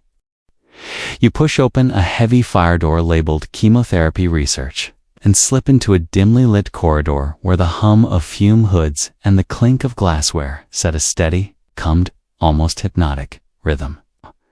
The air smells of burning sulfur and antiseptic. Imagine a campfire at a dentist's office, and you wrinkle your nose at the acrid tang clinging to your nostrils. You follow the muffled footsteps of a lab technician through a curtained archway into a cavernous testing room. Floor tiles crackling. Beneath your shoes, like static on a wool sweater. It's 1935, and you've just stepped into the world's first antibiotic era's awkward sibling, sulfa drugs. Rows of wooden benches stretch before you, each topped with flasks bubbling with orange-red solutions. You feel the warmth of incandescent bulbs overhead, gentle enough to lull you into a trance, yet radiating a pressure that something big is about to happen. A poster on the far wall proclaims Prontosil saves lives in bold Art Deco lettering, but you notice the fine print. At the bottom hints at possible severe side effects. It's a disclaimer that feels like whispering in your ear, calming yet creepy. Ahead, a bespectacled chemist named Dr. Maria Steinertz lifts a flask of crimson liquid to her light. Her chalk-white lab coat smeared at the cuffs. "Watch closely," she says, voice low and rhythmic. She tilts the flask, and the solution sloshes, glowing like molten cherry candy. You shiver with anticipation, recalling that in 1932, Gerhard Domack's Prontosil first of the sulfanomed saved a child's life from meningitis in Dusseldorf, marking the world's first antibacterial chemotherapy success mainstream. Fact. You lean closer, drawn by that bead of bubbly promise, imagining it coursing through your bloodstream. Hunting bacteria like a microscopic hound, a sudden clatter startles you as a metal tray of test tubes tips over. You wince, half expecting a scream from the test tubes, but the only sound is the gentle fizz as droplets hit the bench. You crack a grin and murmur, "Don't worry, little tubes, no side effects here," then immediately regret the joke when you catch Dr. Steinertz's distracted glance. It's a soothing sort of tension, like sliding into cold water right after a sauna. You find a perverse comfort in knowing this bright liquid might one day be your only defense against pneumonia, your worst nightmare. Across the room, intern in a crisp white cap swirls a petri dish of streptococci with a glass stirrer. His knuckles whiten as he licks his finger, an absent-minded habit that would earn a hazmat suit today. You watch in silent horror, recalling that early sulfa treatments sometimes triggered agranulocytis, a brutal depletion of white blood cells that left patients defenseless. A nurse's muffled sob drifts from a neighboring partition, reminding you that medicine's first steps often stumble over tragedy. Dr. Steinertz moves to a centrifuge humming like an angry motorbike.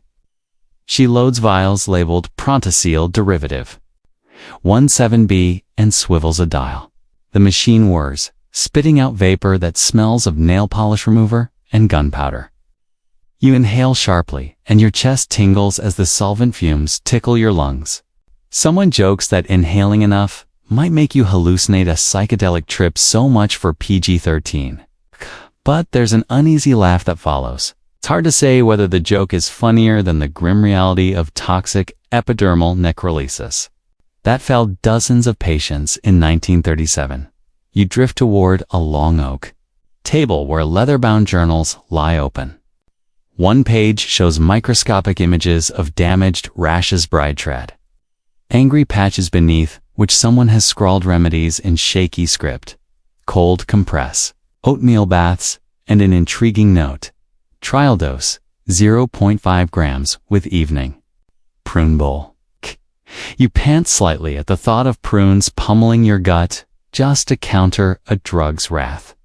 Fringe lore suggests that ingesting a slice of blackberry pie right after sulfa dosing could neutralize its worst effects. A tip passed down by a midwife claiming her great-grandmother cured scarlatina with pie crust alone. You'd probably still rather risk the rash than the reflux in one corner. A small pharmacy cabinet displays sulfanilamide in embossed glass bottles. You trace your fingertips across the smooth surface and realize sulfanilamide was the active metabolite Domax. Team pinpointed, refining Pronicil into a simpler formula. Yet you also recall that in 1937, over 100 patients died from kidney failure after ingesting a toxic sulfanilamide elixir sweetened with diethylene glycol poison masquerading as promise. Public outrage spiked. Pharmacies pulled dozens of formulas, and the sulfa boom screeched to a near halt.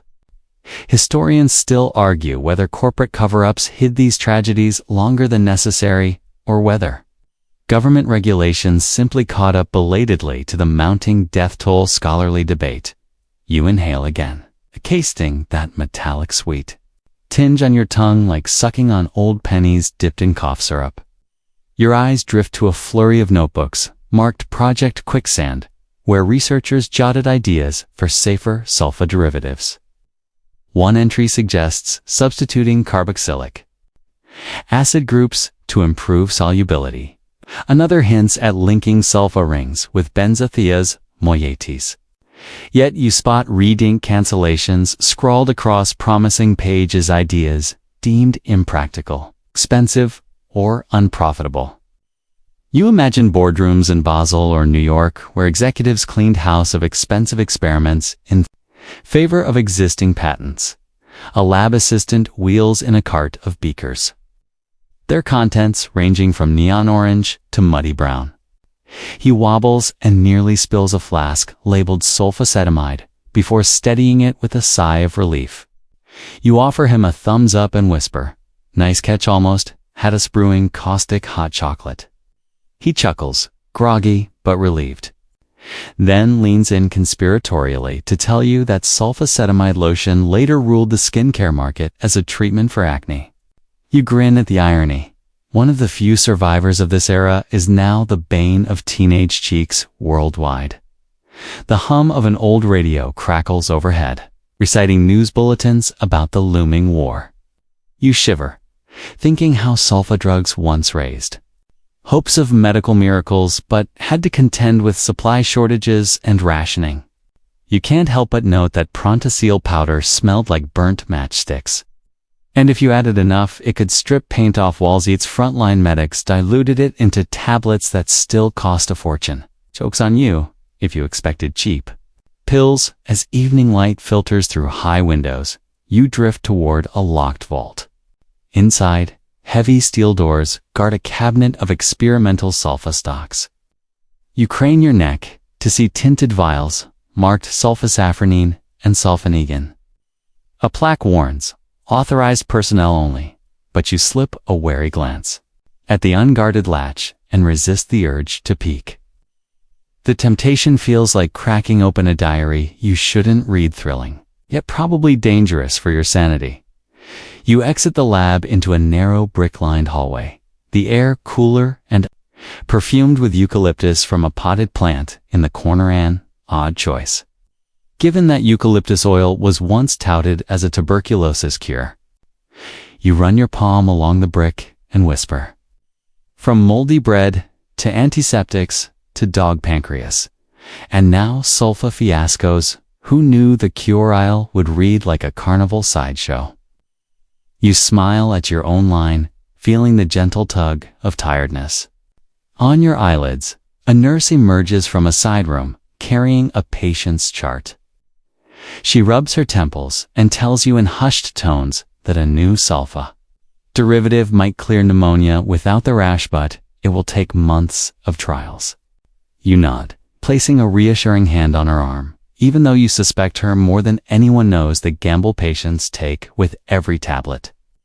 You remember that gelatin-coated pills later softened the bitter taste, but did nothing for the occasional adult nails ripping off syndrome. It's a bitter pill joke that lands without laughter. You step out into the crisp night air. Stars faintly visible above the lab's smokestacks. The sulfur clings to your clothes, and you can still taste it at the back of your throat like licking a light bulb after a barbecue. You take a deep breath of the cool breeze and let the hum of research labs fade behind you, replaced by the distant rumble of a streetcar.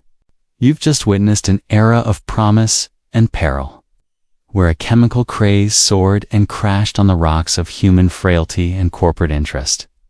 You walk away from the building, the silhouette of flasks and fume hoods etched behind you. Carry with you the memory of fiery liquids, redinked cancellations, a faint glow of Prontosil powder's precursors to a drug class that still fights infections today. And you know that if sulfa had been allowed to evolve more freely, cheap and safe alternatives might have emerged decades sooner. For now, you tuck that bittersweet thought into your pocket, savoring the quiet night as a lullaby after the lab's turbulent symphony. You step out of the sulfa lab into a cooling autumn evening and blink twice. One moment you're breathing in eucalyptus-scented air, and the next you're seated on a hard wooden bench in a packed federal courtroom. The walls creak under fluorescent lights that hum like a waking cicada, and the scent of polished oak mingles with stale coffee and nervous sweat. You tilt forward, elbows on knees, as a clerk calls the case of United States v. Lateral Providers Association. Around you, patients clutch apricot kernels in paper sacks like talismans. Their faces tense with hope and hunger for answers.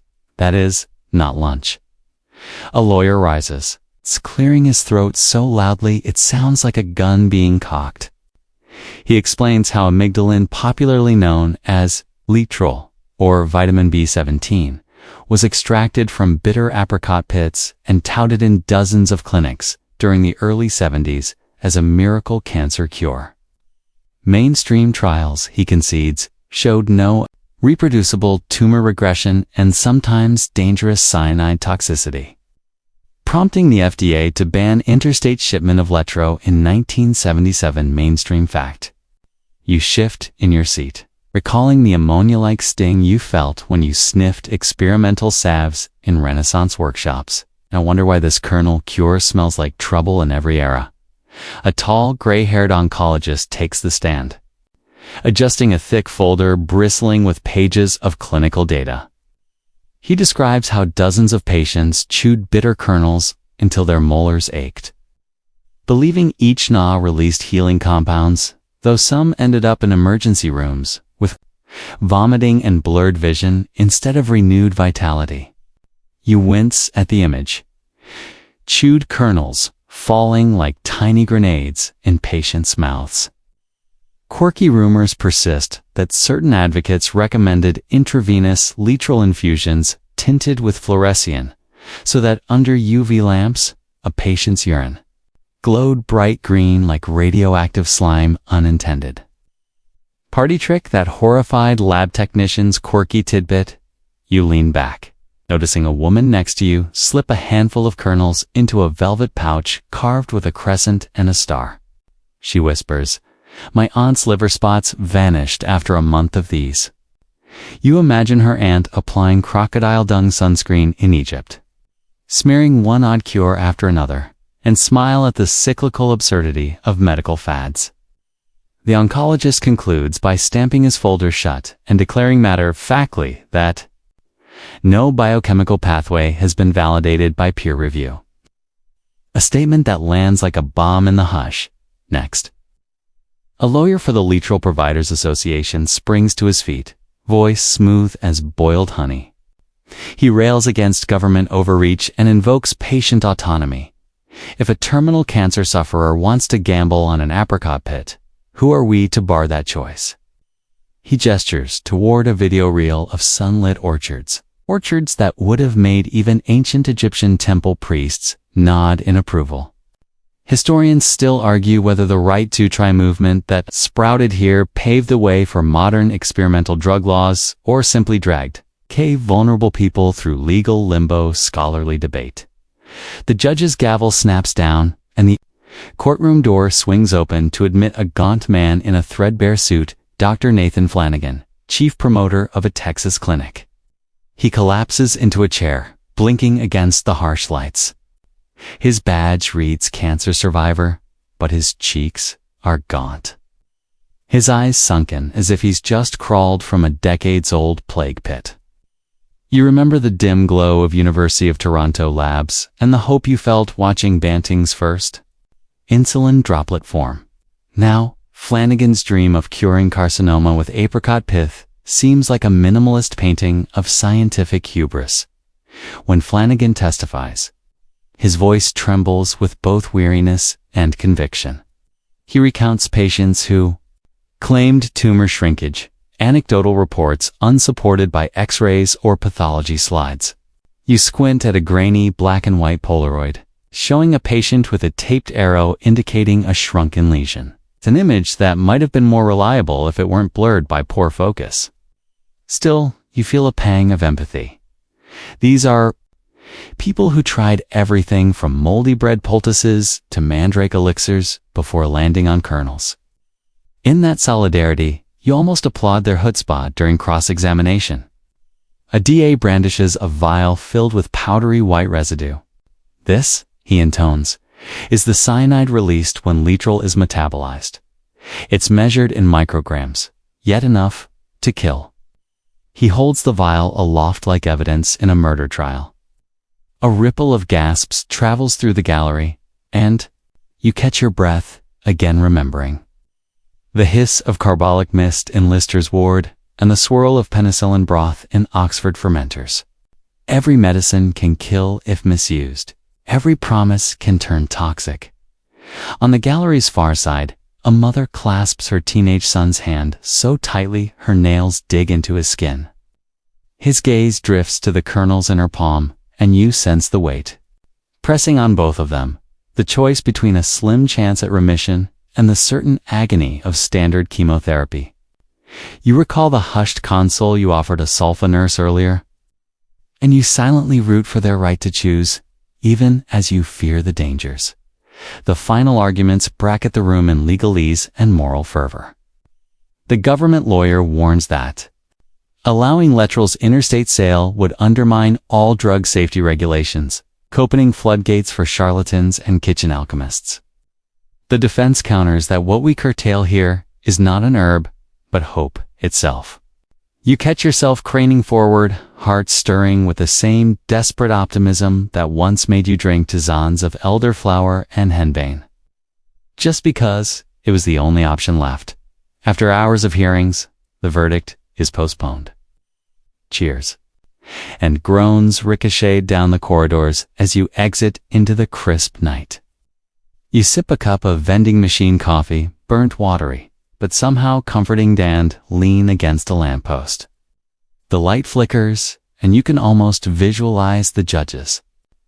Gavel perched on the edge of a speech bubble. Whether Letrol will be banned or reclassified, whether future courts will revisit these arguments, remains a matter of fierce debate, scholarly debate, as you stroll past neon clinic signs promising natural cancer cure. You feel the tug of pattern recognition.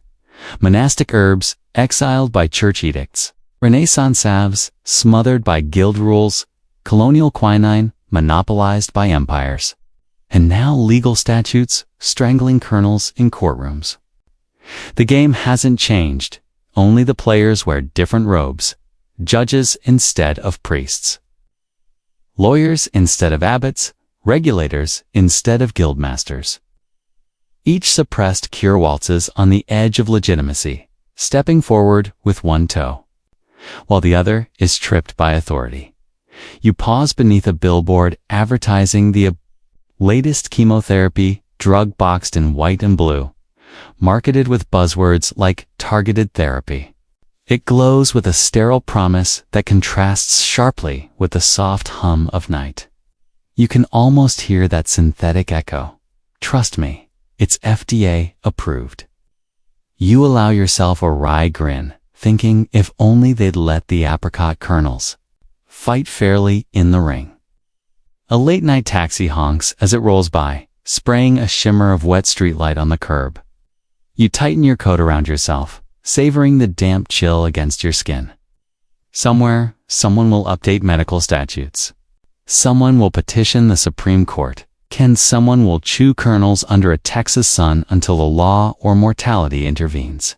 For now, you tuck your empty coffee cup into a recycling bin and continue down the sidewalk, carrying the kernels of this bitter legal fight like brittle stones in your pocket. You draw a deep breath, tasting a faint apricot-tinged aftertaste. On your tongue, whether it's memory or caffeine, you can't tell. This chapter closes, not with a gavel, but with a question. Will tomorrow's patients owe more to court transcripts than to orchards? Only time and, perhaps, tomorrow's judges will decide. You slip into a narrow hallway painted institutional green, where the floor tiles glint under fluorescent strips that hum like persistent cicadas. The air tangles antiseptic and tension, as if the walls themselves remember hushed murmurs of hope and fear. You follow a dim glow from a half-open door marked Research Wing, its frame scuffed by decades of hurried evacuations and too many night shifts. Inside, rows of exam chairs sit beneath glare panels, each furnished with a tray of syringes, vials of colored liquids, and plastic pitchers of water laced with citric acid. You can almost taste that sour hiss at the back of your tongue. Like a lemon wedge squeezed at the bar just before last call, you take a seat in the last row, recalling your tour through Renaissance guild halls and the smell of burning pitch, then the sting of carbolic acid in Lister's ward. Here, it's the faint clink of metal trays and the nervous coughs of patients that fill the space, an anxious percussion track to an unfolding chapter of medical history. It's 1985, and the world has only recently stumbled upon HIV as the culprit behind AIDS, identified in 1983 by French scientist Luc Montagnier and Walter Reed researchers. Treatment options are an empty promise, and patients shuffle in desperate pursuit of anything labeled miracle before the virus outpaces their last CD4 count. Mainstream fact. A middle-aged activist named Rosa stands at the front, her voice low and urgent. She offers vials of a deep purple solution she calls Herbal Fusion X, a blend of South American cat's claw extract, Siberian ginseng, and a handful of aphrodisiac roots stolen from carnival vendors in Rio. Fringe lore credits cat's claw with modulating immune response. Some believe shamans in the Amazon tap into tree spirits to guide their potion. Mixing, though skeptics say the real cure might be a placebo tempered by rainforest ambience and a good hammock nap. Quirky tidbit. You lean forward, sensing the musty sweetness of dried bark and the electric charge of activist conviction, as Rosa passes out syringe kits and pre-measured doses. You notice taped flyers on the walls declaring Big Pharma silences the truth. A case. And your life, your choice. In one corner, a well-thumbed book lists unpublished trials of Cuban polycosanol and lamivudine. Treatments never carried beyond local clinics due to U.S. embargoes.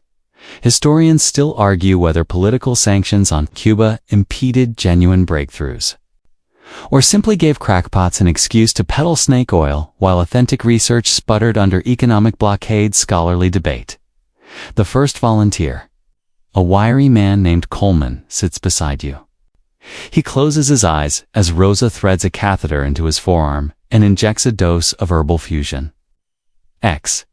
You catch the faint aroma of pine needles and burnt coffee grounds as the fluid enters his vein. Tastes like campfire mocha, you murmur, earning a tight smile from Carlos, a Cuban doctoral candidate observing this session. Carlos whispers that Cuban doctors once combined ozone therapy with antiretrovirals, inhaling oxygen-ozone mixtures through nasal cannulas, something he heard about from a wartime medic who swore it boosted blood oxygen and tempered TB symptoms. You resist the urge to joke about vampires trying alternative careers. A low monitor beep cuts through the haze. The nurse notes Coleman's vitals. Slight tremor, pulse rising, blood pressure stable. You sip water from the citric container, its tangling burn reminding you of the oyster shell granules used in medieval monastic tinctures. It's comforting in a twisted way, proof that people have always sought tangy distractions amid dire treatments. Rosa begins her spiel. This blend has immunomodulatory properties that enhance CD4 proliferation. It's been tested in private clinics in Sao Paulo and Port-au-Prince. You blink, recalling how quinine bark shifted from jungle groves to corporate estates in Section 5. And you wonder if Herbal Fusion X will travel so far only to be caged by patents so worse, buried under bureaucratic coffins. Midway through the session, a tall man in a white lab coat enters briskly. He's a representative from the National Institutes of Health, clipboard in hand, cheeks flushed with authority. "Remember," he says through gritted teeth, "these compounds are unapproved. No clinical oversight. If anyone here is harmed, your nearest ER won't thank us for the detox." His voice reverberates off the tile, deflating the room's electric charge like punctured party balloon. Rosa counters, voice quavering but determined. "Patients are dying. We can't wait. For decades of trials, we trade formaldehyde for hope." Around you, a ripple of applause erupts, half defiance, half desperation. You drift toward a posterior alcove, where a small group huddles over a battered VCR. They've looped footage of Dr. Gary Null administering high-dose vitamin C infusions. In New York, the screen flickers with neon-tinged veins as he proclaims, "Ascorbic acid floods the bloodstream, oxidizing HIV like a bleach bath for your cells." It's the kind of claim that makes you snort, though you can't dismiss the faint itch of curiosity. You remember the smoky brazier in Bologna and a surgeon's blood spatter experiments on animal troughs. Neither screamed medical orthodoxy, but both nudged boundaries. You wonder if Knoll's nutrient blitz is an overlooked ally or just another carnival stunt. A younger man near the door coughs violently, clutching his ribcage. The nurse calls his name and wheels him out. You tense, sensing the clinic's fragile safety net might tear at any moment. Rosa hands you a small leaflet titled Patients' Rights and Liabilities. You skim it. You acknowledge risks of unproven therapies. We waive responsibility for adverse outcomes. No refunds. You suppress a bitter laugh, like paying admission fees for a broken Ferris wheel. Yet you know many equate fee waivers with altruistic pledges. I believe in you more than the money on the table. The NIH rep strides back to the front. He smooths his coat and declares the session informational only, no distribution of compounds. He gestures to a burly security guard by the door, whose presence feels more ominous than reassuring. The vinyl floor crackles as the guard shifts weight between boots. You experience an odd déjà vu of that Victorian ward, Dr. Smythe's scowl, the tension between progress and protocol. This is the battleground where authority unleashes its blockades on every panacea that dares to dance beyond its sanction. Rosa takes a deep breath, then abruptly announces, "We continue tonight in Suite 4A. Bring your syringes. No one leaves empty-handed." The guard steps forward, but the NIH rep hisses a warning. "That's a violation. You risk shutdown." Rosa's jaw tightens. "Better to be closed and alive than open and dead," she retorts. A phrase that leaves you both comforted and unsettled, like sipping honey-slathered moldy bread to soothe a sunburn. You decide to slip out before Suite 4A. It's carrying your half-full water cup and a vial of Herbal Fusion X tucked in your pocket. The corridor stretches ahead, and you pass a bulletin board plastered with flyers for clinical trials on a ZTDC and DDI antiretrovirals slowly trickling through FDA fast-track channels. You recall Mary Wortley Montagu's Ottoman variolations and how variolation became vaccination only after cultural translation. You wonder if AIDS activism will someday follow suit, turning fringe concoctions into mainstream protocols. Or if these creative therapies will vanish like crocodile dung sunscreen, whispered only in dusty histories, as you emerge into the night. The clinic's hum fades, replaced by the steady pulse of downtown traffic. You slip into the cool air, tasting the faint chlorine of a nearby pool and a hint of rain on asphalt. Somewhere inside, patients prepare their next doses, balancing hope against the guard's looming presence. You draw a deep breath and touch the vial in your pocket, feeling its weight like a promise or a curse. You walk away, each step echoing against the empty pavement, a solitary procession of determination that echoes through centuries of suppressed cures. The world outside is neon and noise, but you carry the clinic's hush within you, a fragile ember of possibility that authorities may snuff out or hand over to tomorrow's innovators. You step out of that tense clinic hallway into a cavernous conference center ballroom. Its air heavy with recycled AC and the faint perfume of stale coffee bombarding you like a mosquito bite. Fluorescent lights overhead hum a steady lullaby as you navigate rows of folding chairs dotted with name badges on lanyards. Lyme patient, IDSA member, journalist, advocate. The walls are draped with banners proclaiming evidence-based treatment only. It's on one side and chronic Lyme lives here on the other. You slide into an empty seat at the back, feeling the vinyl crease beneath you like an uncomfortable seat cushion in a budget car. It's 2008. Decades after Willy Bergdorfer pinpointed Borrelia burgdorferi as the bacterial culprit behind Lyme disease in 1981. Yet people still disagree on what comes next. A panel of Infectious Disease Society of America physicians sits on stage beneath a glare of spotlights, their crisp white coats stark against blue backdrops. Dr. Stevens clicks a PowerPoint remote, summoning a graph showing that under standard 21-day antibiotic regimens, over 95% of patients recover completely. Mainstream fact. You watch the audience shift, some relieved, some skeptical, some clutching pamphlets from the International Lyme and Associated Diseases Society, ILA.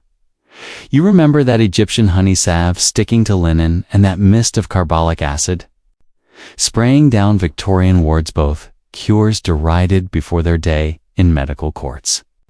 Here, the subject is chronic Lyme, said by critics to be a phantom notion, by patients to be a living nightmare.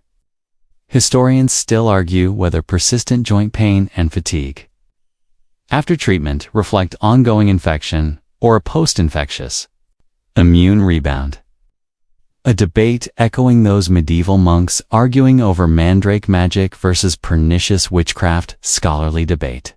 You reach instinctively for your water bottle, but it's empty, so you hoarsely clear your throat, pretend to cough convincingly. At the microphone by the lectern, Dr. Larson, an ILADS proponent, counters.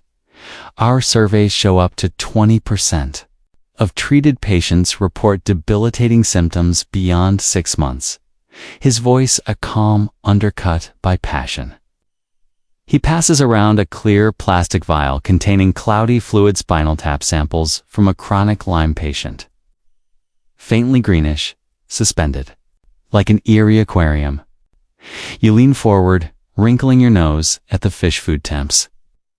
A young activist in the front row mutters biofilm, and you choke back a grin, recalling that fringe lore once posited that Borrelia hides in tiny mucus bunkers only budged by ridiculous compounds like colloidal silver or bleached horse sweat. Moderator ushers in a Q&A.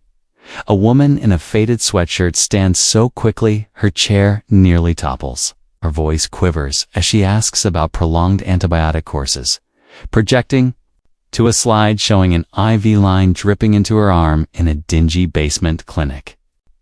You feel a pang. Teenagers wired to IV poles in dim corners, hoping for relief while mainstream docs shake their heads. You murmur to yourself, nothing like a clandestine drip to remind you of your high school biology lab, a senior IDSA. Physician Dr. McCall rounds on her question. Extended antibiotics risk, C. difficile colitis, and antibiotic resistance. He cautions, adjusting his rimless glasses. His tone reminds you of a guildmaster in Florence, admonishing apprentices for experimenting with mercury salves, necessary caution, or authority-stifling hope. Historians still argue whether antibiotic stewardship guidelines shield patients from PRD, from harm or deprive them of potentially life-changing therapy. Scholarly debate. Your stomach growls, echoing in the abrupt hush. And you remember that chia seed-infused protein bar you shoved in your pocket back in Section 5? You pat your satchel. For a snack, no luck. Instead, you rummage out a memento, a tiny amber bead necklace sold by a vendor, claiming it repels. Quirky as crocodile dung sunscreen, but somehow more fashionable, quirky tidbit. You slip it on, hoping it'll keep you safe from mental fatigue, if not borreliosis. From the back row, a researcher lectures on PCR sensitivity, his slides dancing with melting point curves and nucleotide sequences. Squint at the graphs, trying to anchor yourself in the numbers. You think of those cat's claw infusions from Section 11 and wonder if PR efforts ever told the whole story. At least honey was transparent. A break is called. You drift into the corridor, tips of shoes clicking on polished tile.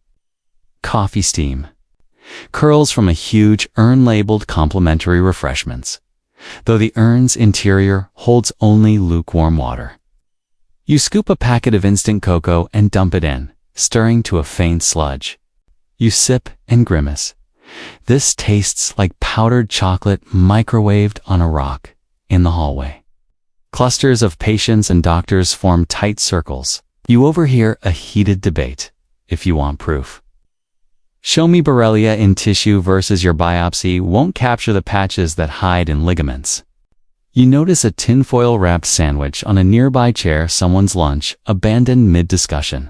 You unwrap it to sniff, cold bread, limp lettuce, and what looks like leftover roast beef. You take a small bite. It's better than the cocoa, though slightly metallic-like, tracing slides of dog pancreas tissue under a microscope.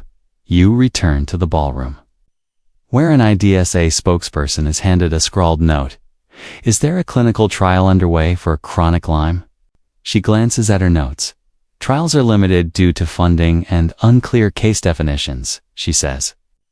You spot a board member frantically texting under the table. You wonder if those bright screens signal good research or just a desperate call for money. As the afternoon wanes, a patient advocate takes the podium, voice hushed soft. We're not asking for untested snake oil. We're asking for compassionate use protocols, insurance coverage for extended therapies, and more research. The audience erupts, some with applause, some with groans.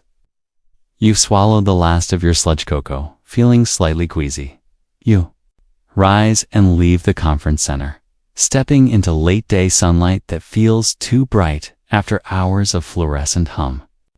You brush an imaginary tick off your shoulder and smooth your necklace beads.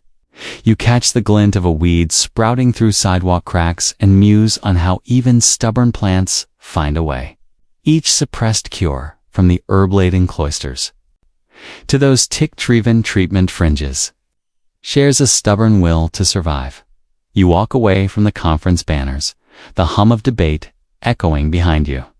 In your satchel, the amber beads jingle, a quirky talisman against deniers and dogma alike. You draw a deep breath of clean air, tasting a faint echo of aquarium temps and chocolate sludge. You carry with you the memory of buzzing lights, PowerPoint battles, and the quiet resilience of patients pushing for hope. You drift into a smoky academic hall where velvet drapes hang heavy beneath dim amber sconces, and every breath feels thick with tobacco and ambition.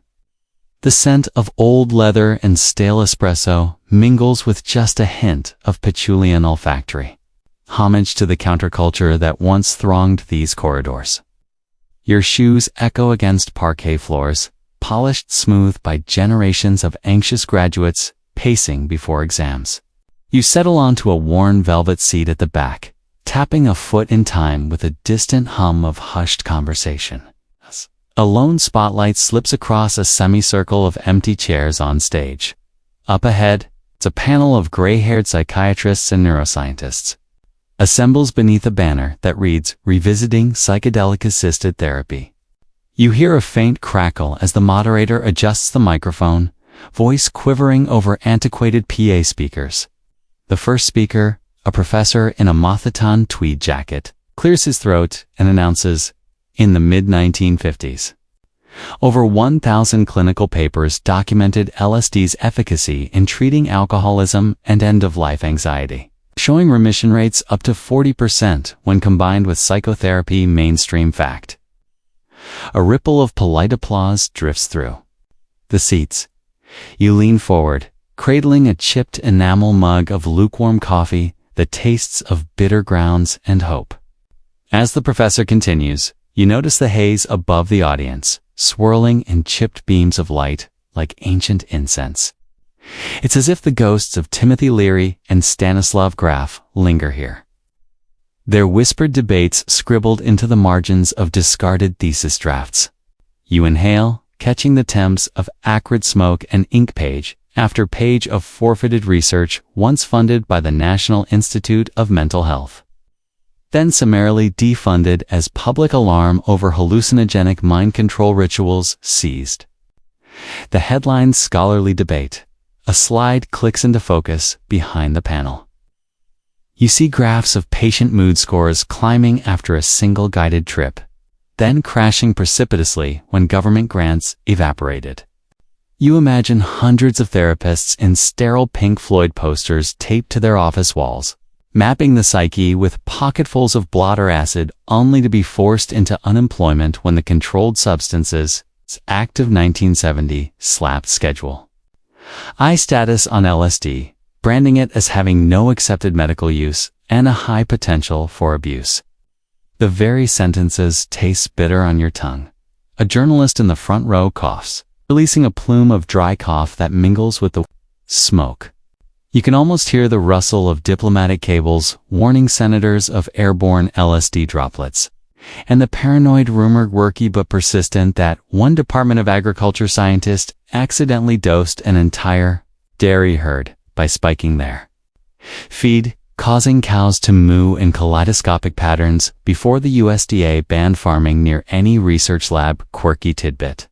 You shudder at the pastoral nightmare of psychedelic bovines, imagining tie-dyed Holsteins grazing in trippy meadows. The professor concedes, voice low. We lost a decade of human subject research when the Nixon administration deemed psychedelics the enemy within. A soft murmur travels across the audience, empathy tinged with frustration. You recall that back in Section 7, Banting risked academic censure to extract insulin, only to patent it with philanthropic ideals. Here, researchers risked both careers and personal safety to explore compounds long before boundaries were drawn in law.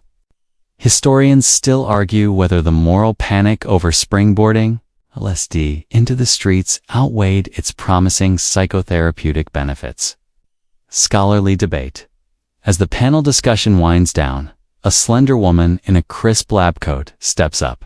Dr. Sandra Mercado, one of the few clinical psychologists permitted to conduct modern psilocybin trials. She flips through slides showing brain scan images of psilocybin on fMRI.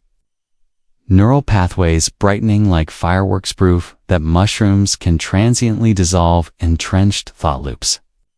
We've documented 60% remission in treatment-resistant depression, she says, voice firm yet gentle, when combined with 2 supervised dosing sessions and integration therapy.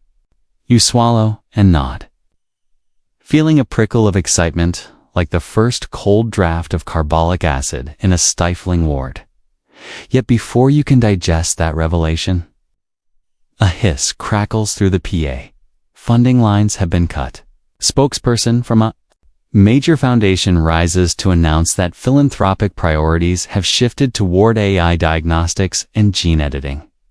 Our board has determined that psychedelics remain too controversial for mainstream endowment, he explains, voice clipped, as though reading from an apology memo. A tense hush falls, a shared sense of déjà vu. Monastic herbs demonized. Guild trials squelched, cinchona bark monopolized, insulin almost smothered by red tape. Penicillin nearly derailed by politics and, now this, you shift in your seat. The enamel mug clinking against your thigh. The scent of damp wool and old smoke clings to the walls as though the building itself mourns funding's sudden absence. The moderator coughs, glances down at crumpled note cards, and glibly suggests private donations and crowd-funded initiatives advice. That sounds more like a Hail Mary than a bridge to sustainable research. You can't help but smile wryly, remembering that underground networks once shipped MD mail-less chocolates to therapists in homemade care packages when government labs shuttered. A hushed voice behind you whispers. They once called it Atom, a substance that fosters empathy and emotional openness. You recall chemist Alexander Shulgin's handwritten lab notebooks detailing MDMA's first synthesis in 1912 and popularized rediscovery in the late 1970s, when therapists used it to rebuild shattered trust in PTSD patients, until the descheduled it in 1985, halting clinical trials and relegating research to basements and anonymous compassionate use. Circles mainstream fact. You close your eyes and picture a clandestine circle of British therapists in the 1990s, passing bottles of liquid MDMA under the table, guiding soldiers through grief and trauma, quiet rebellion against rigid protocols, as daring as that monk who slipped bugleweed into secret tinctures centuries before. Historians still argue whether MDMA's entactogenic effects justify its reclassification as a therapeutic tool, or if the specter of evening-length dosing sessions makes regulators' fears valid scholarly debate. A technician flicks the lights to signal the end of the session. You stand, shoulders stiff, releasing that chipped mug onto a folding table. The lingering swirl of patchouli and tobacco follows you down a narrow exit hallway, lined with 1960s-era wood panels. In a side corridor, you spot a dusty poster for a 1966 conference on LSD psychotherapy. Its organizer's name and rubber stamp approved research grant now bleached into oblivion. Outside, the evening air hits you like a throatful of ice. You inhale deeply, tasting ozone and city's smog sharp and cold. A lone pigeon flutters past your shoulder.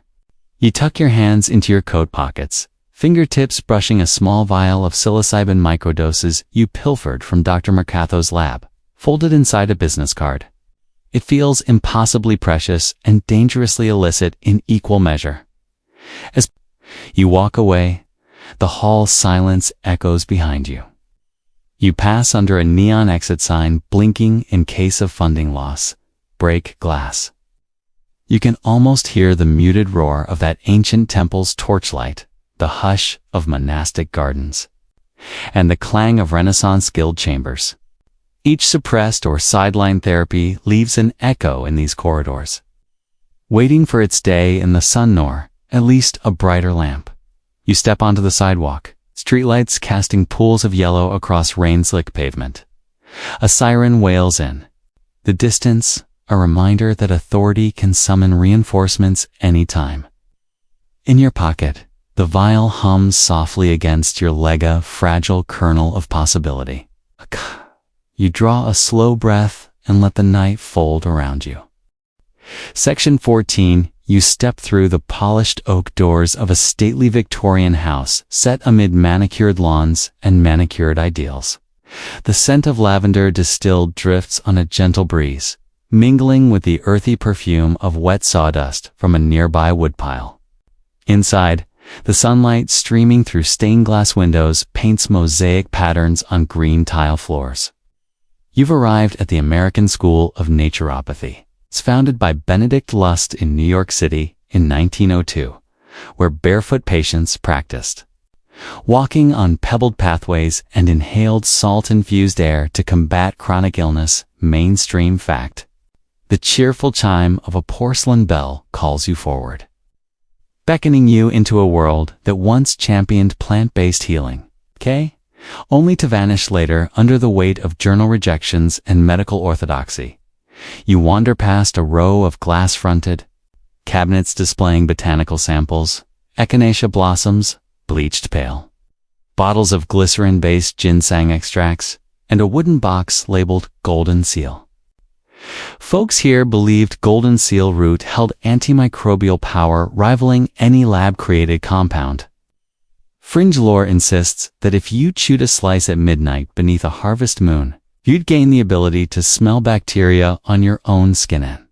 Odd talent that naturopathic pioneers allegedly boasted in hushed alumni gatherings.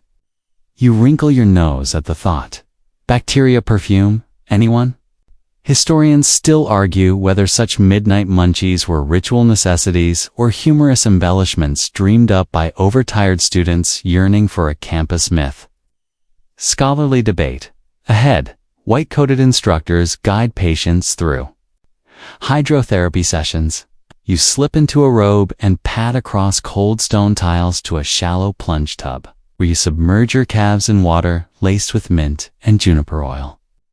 The temperature shift jolts your senses, minding you of the antiseptic sting in Lister's wart and the icy tonic baths that thronged medieval infirmaries.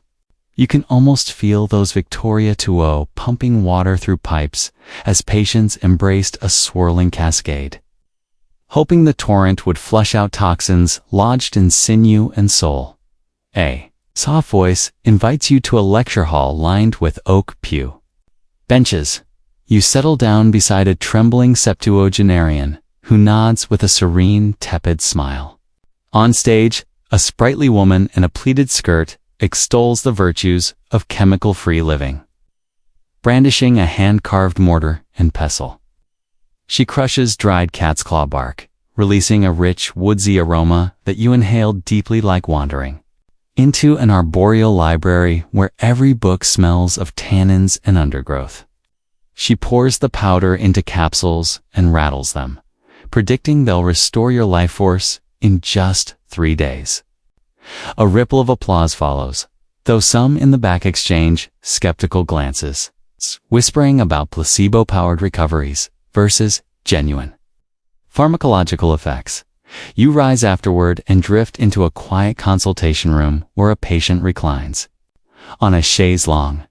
A naturopath deftly palpitates his abdomen, murmuring about visceral misalignment caused by processed sugars and railway-carried dust. You recall the cobblestone streets of Bologna and the crisp breeze in Constantinople's tense dust was often the villain in old tales, blamed for fevers, coughs, and occasional rhinitis. Here, dust is only the beginning. Nutrition, sunlight exposure, spinal alignment, and plant tinctures all play starring roles in this holistic production. On a walnut desk, you spot a leather-bound journal stamped Naturopathic Archives, 1907. You flip through yellowed pages written in elegant script. Chart 3.4. Echinacea. Tincture on 12 subjects with tonsillitis symptom relief in 48 hours. Yet adjacent entries are scratched out, judged insufficiently controlled by an unseen hand. You wonder who wielded that eraser, perhaps the school's own board after pressure from the American Medical Association?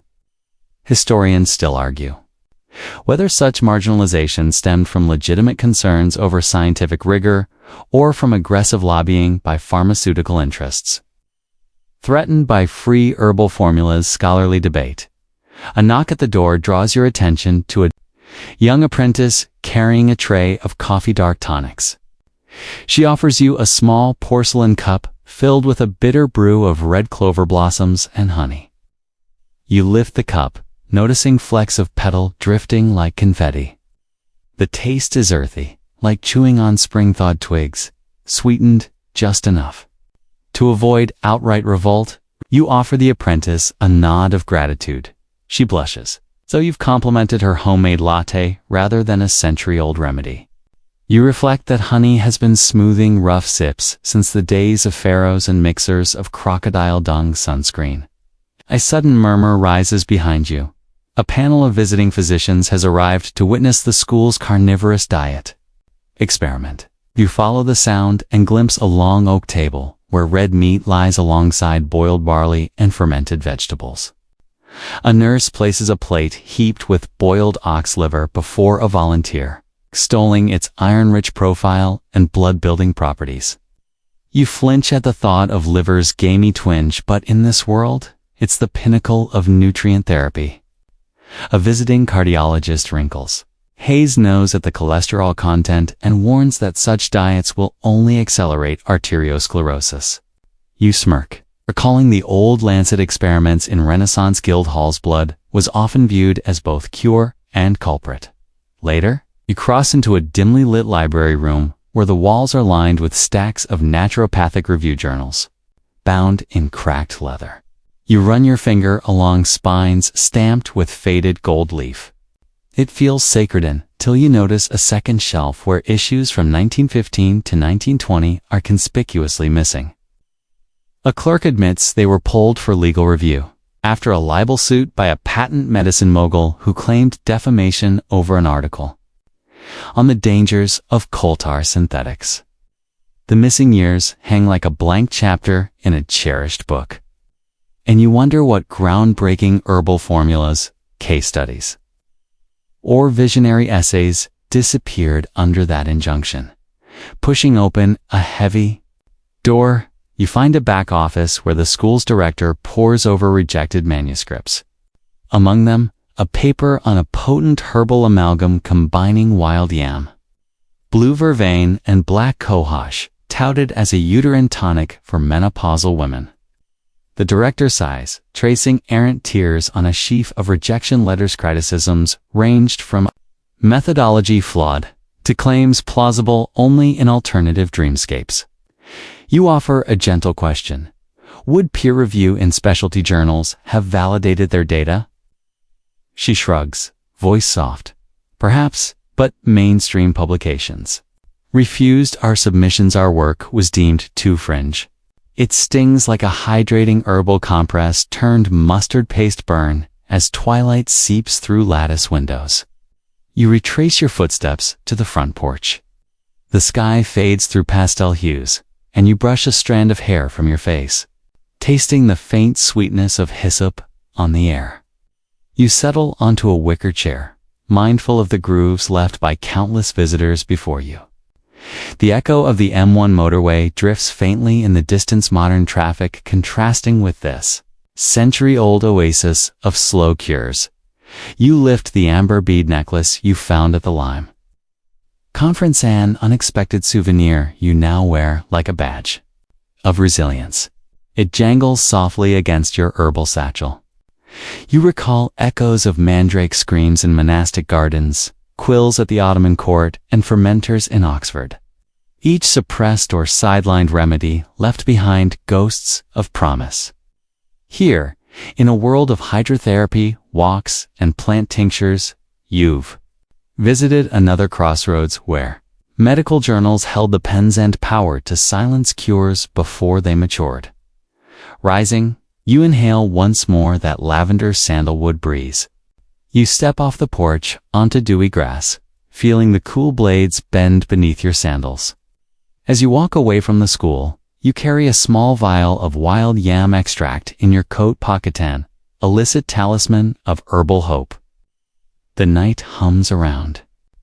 You insicate a rhythm, promising that even when mainstream presses shut their gates, seedling remedies can sprout in hidden alcoves, waiting for the sunlight of acceptance to break through. You lean back in your swivel chair, the halo of your monitor casting a pale glow across a tangle of charging cables and half-empty coffee mugs.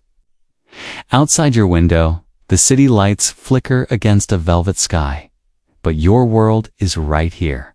Screens, awash with forum threads, encrypted chat logs, and leaked PDFs that promise everything from DIY cancer vaccines to bespoke gene edits. You scroll through a crowd-funded campaign launched in 2018 aiming to deliver a lipid nanoparticle kit.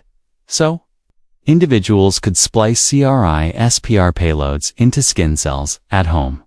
The pitch video shows lab coat-clad volunteers pipetting under red LED lights, while a jittery voice overclaims lab-grade tools for under $200. To you, it feels equal parts brilliant and terrifying in one corner of the internet.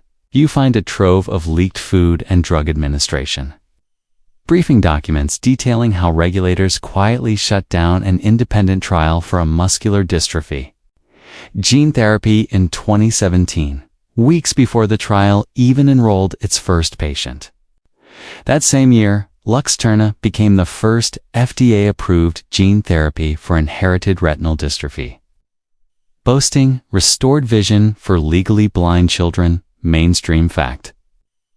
Yet buried in those briefing papers is the stern warning that any unsanctioned, at-home splicing could trigger irreversible off-target effects. Aligned regulators repeated like a mantra whenever DIY biologists insisted science belongs to everyone. You open another tab to a crowded subreddit where users share biohacking wins, one post titled, "My beard grew back overnight," details how a self-described garage geneticist injected himself with snail mucus extract, allegedly spiked with fibroblast growth factor.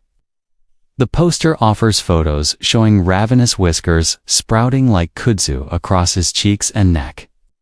It's equal parts hilarious and unnerving. Snails might carry natural growth factors, but the idea of culturing slug slime in your bathtub leaves you squirming. Fringe lore even claims that someone once fused jellyfish GFP DNA into their eyebrow hairs. Glowing green under blacklight at Parteza novelty trick that regulators dismissed as harmless. Cosplay more than medical proof quirky tidbit. You remember the amber bead necklace jingling against your chest, recalling how medieval monks once believed jewelry scented with amber wood could ward off plague. Now, digital communities pitch wearable CRISPR patches that deliver gene editors transdermally through microneedles, patterned like temporary tattoos. You scroll past a patent screenshot showing a tree ring design stamped with the phrase genome personalization.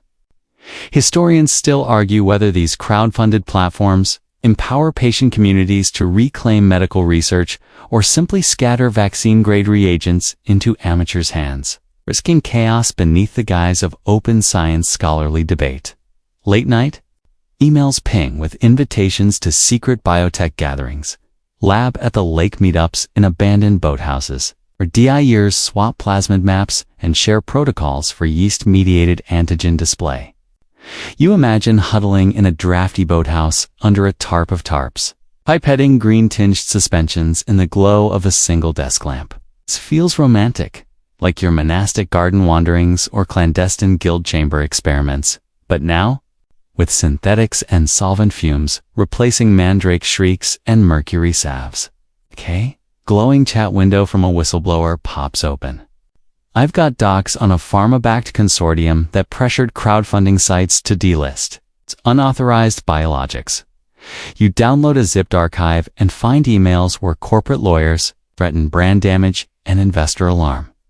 If a user sells an IGF-1 receptor antagonist patched together in a dorm room, it strikes you that modern gatekeepers, logarithmic platforms, and venture capital-backed startup Scanberry cures just as effectively as medieval scribes locked away scrolls. You lean in, recalling your journey, the honey and moldy bread of ancient Egypt. Mandrake uprootings in monastic gardens, Renaissance guilds, ironclad laws.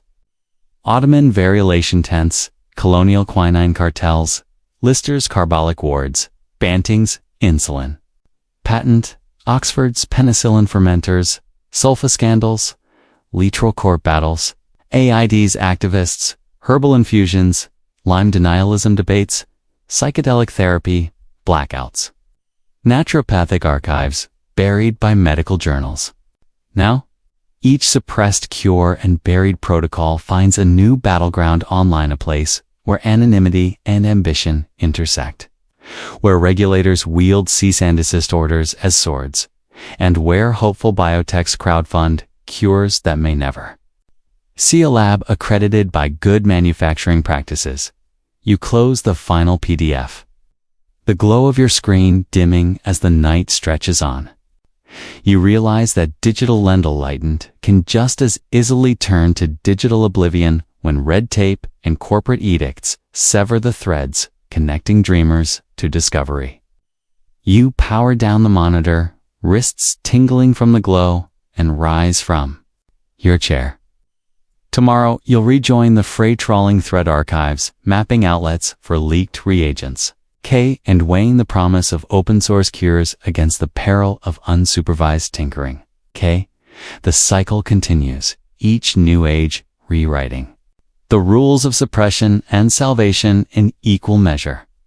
You step away from your desk, letting the silence of your apartment soothe your senses. Outside, traffic hums like distant cicadas fading in the dusk. You take a deep breath, tasting the faint chill of the night air, and feel the weight of every hidden cure pressed gently against your back. In this moment, the world feels expansive and uncertain, brimming with digital frontiers where hope and hazard dance side by side. Your eyelids grow heavy, and you sense that tomorrow's headlines will whirl with new whispers of DIY pills and gin-dated dreams. But for now, the laptop's glow is gone. The caffeine drip has slowed, and your pulse eases with each exhale. Gentle hush settles in your chest as you sink into a recliner, its fabric yielding beneath you. You let go of the day's revelations, allowing each suppressed remedy from crocodile dung sunscreen to 3D printed vaccines to fade into the soft tapestry of your mind. Outside, a neighbor's window clicks shut, and the city's pulse dims. To a lullaby, your breath slows, each inhalation a soft brush of possibility, each exhalation a release of tension. Remember that shimmering promise of snail, mucus, and microneedle tattoos?